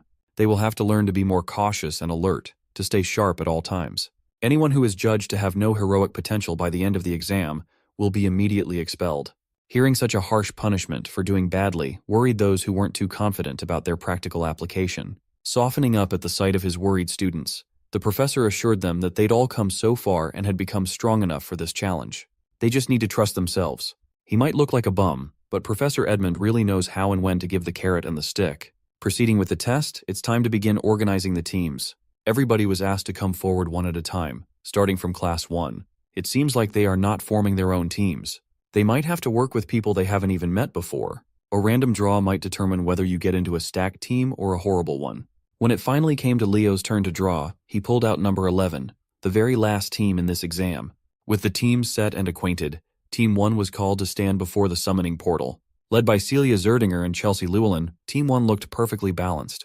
It's time to show all these other nobles the strength of the Lordran Empire. Making this exam possible was, of course, Professor Knockoff Gojo himself, Albi, the Aura Farmer. With a wave of a hand, he opened Albi's world, prologue chapter, The Chedmer Incident. A sweeping torrent of bright magic swallowed Team 1 whole, transporting them to a vision of the past. A giant magical screen was set up on the field as a recording device followed the team's every move for everyone to see. Everybody was impressed. Even though Team 1 had just got in, they were already blazing through the hero's world. With Chelsea's magic and Celia's tenacious swordsmanship, they were practically speedrunning this exam. Children from prestigious hero lineages really are built different. Sitting next to Professor Edmund was his bothersome rival, Professor Sejin. Since Celia is Sejin's student, he naturally talked her up as Team 1's X-Factor. Edmund argued that Chelsea's actions are even more impactful. The two pillars of Lumen just can't resist battling each other every chance they get. Interrupting their bickering, the headmaster made his entrance while praising Team 1's outstanding pace. They are truly worthy of being called rising stars. The headmaster must have known that the two pillars were going to fight like children, so he pulled up a chair between them. He just wanted to see how much the first years have grown. Turning to Professor Albi, the grizzled old man apologized for using such an unpleasant memory for the exam every year. Albi asserted that he should be taking Headmaster Kalian instead. He vowed never to forget this incident, and he needs this yearly reminder to stay on track. Finally, Team 1's raid came to a swift and bloody conclusion as Chelsea and Celia tag-teamed a beast. The headmaster took note of the Zerdinger and Llewellyn girls. They worked impeccably together despite how heated they usually get. They really are the pride of their country. Team 2 didn't do anything too impressive, while Team 3 blitzed through the hero's world in a dominating fashion.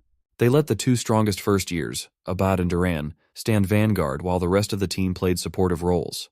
The headmaster approved of their fast and efficient methodology, which led to victory. Team 4 surprisingly entered the upper echelon too. Nella Carvin's healing aura is definitely special, but what carried the team was Chen Xia's abnormal movement. The headmaster made a mental note of the girl from the east. Team 7, led by two of the most promising summoners, made quick work of the hero's world too. Headmaster Kalian and the professors couldn't take their eyes off the live feed. While there are a lot of exceptional students who showed what they're capable of thus far, the most promising one has yet to take his turn. Finally, Team 11 was called to come forward. Aside from Leo Plav, there was another familiar face in the last squad, Chloe Muller. Headmaster Kalyan was lost in thought. Watching the kid makes him feel nostalgic for his heydays. Back when he was a young and valiant hero taking on missions with Miss Farina herself. Team 11 stood on top of the magic circle. Leo and Chloe stared into each other's eyes. Professor Albie flicked his magic book open and opened his hero's world for the 11th and final time. Albie's World, Prologue. Chapter, The Chedmer Incident, loaded. No one noticed a hint of darkness dropping onto the magic circle, corrupting the intricate etchings. While the light swallowed Team 11, Leo's instincts were telling him that something was wrong. Different from all the previous hero's world openings, the light seemed to move more aggressively. Much to everyone's surprise, only 2 people were transported out of the field. Aside from Leo and Chloe, the rest of Team 11 was left where they were standing when the magic circle died down. Professor Sejin stood from his seat, worried about what was happening. Headmaster Kalian Badian consulted Albie as to what had just transpired. With a hint of fear in his voice, Albie demanded that the exams be halted. The hero's page in his book depicting the Chedmer incident has been tainted by foreign forces. What shouldn't happen just happened. It's an unprompted hero dungeon manifestation.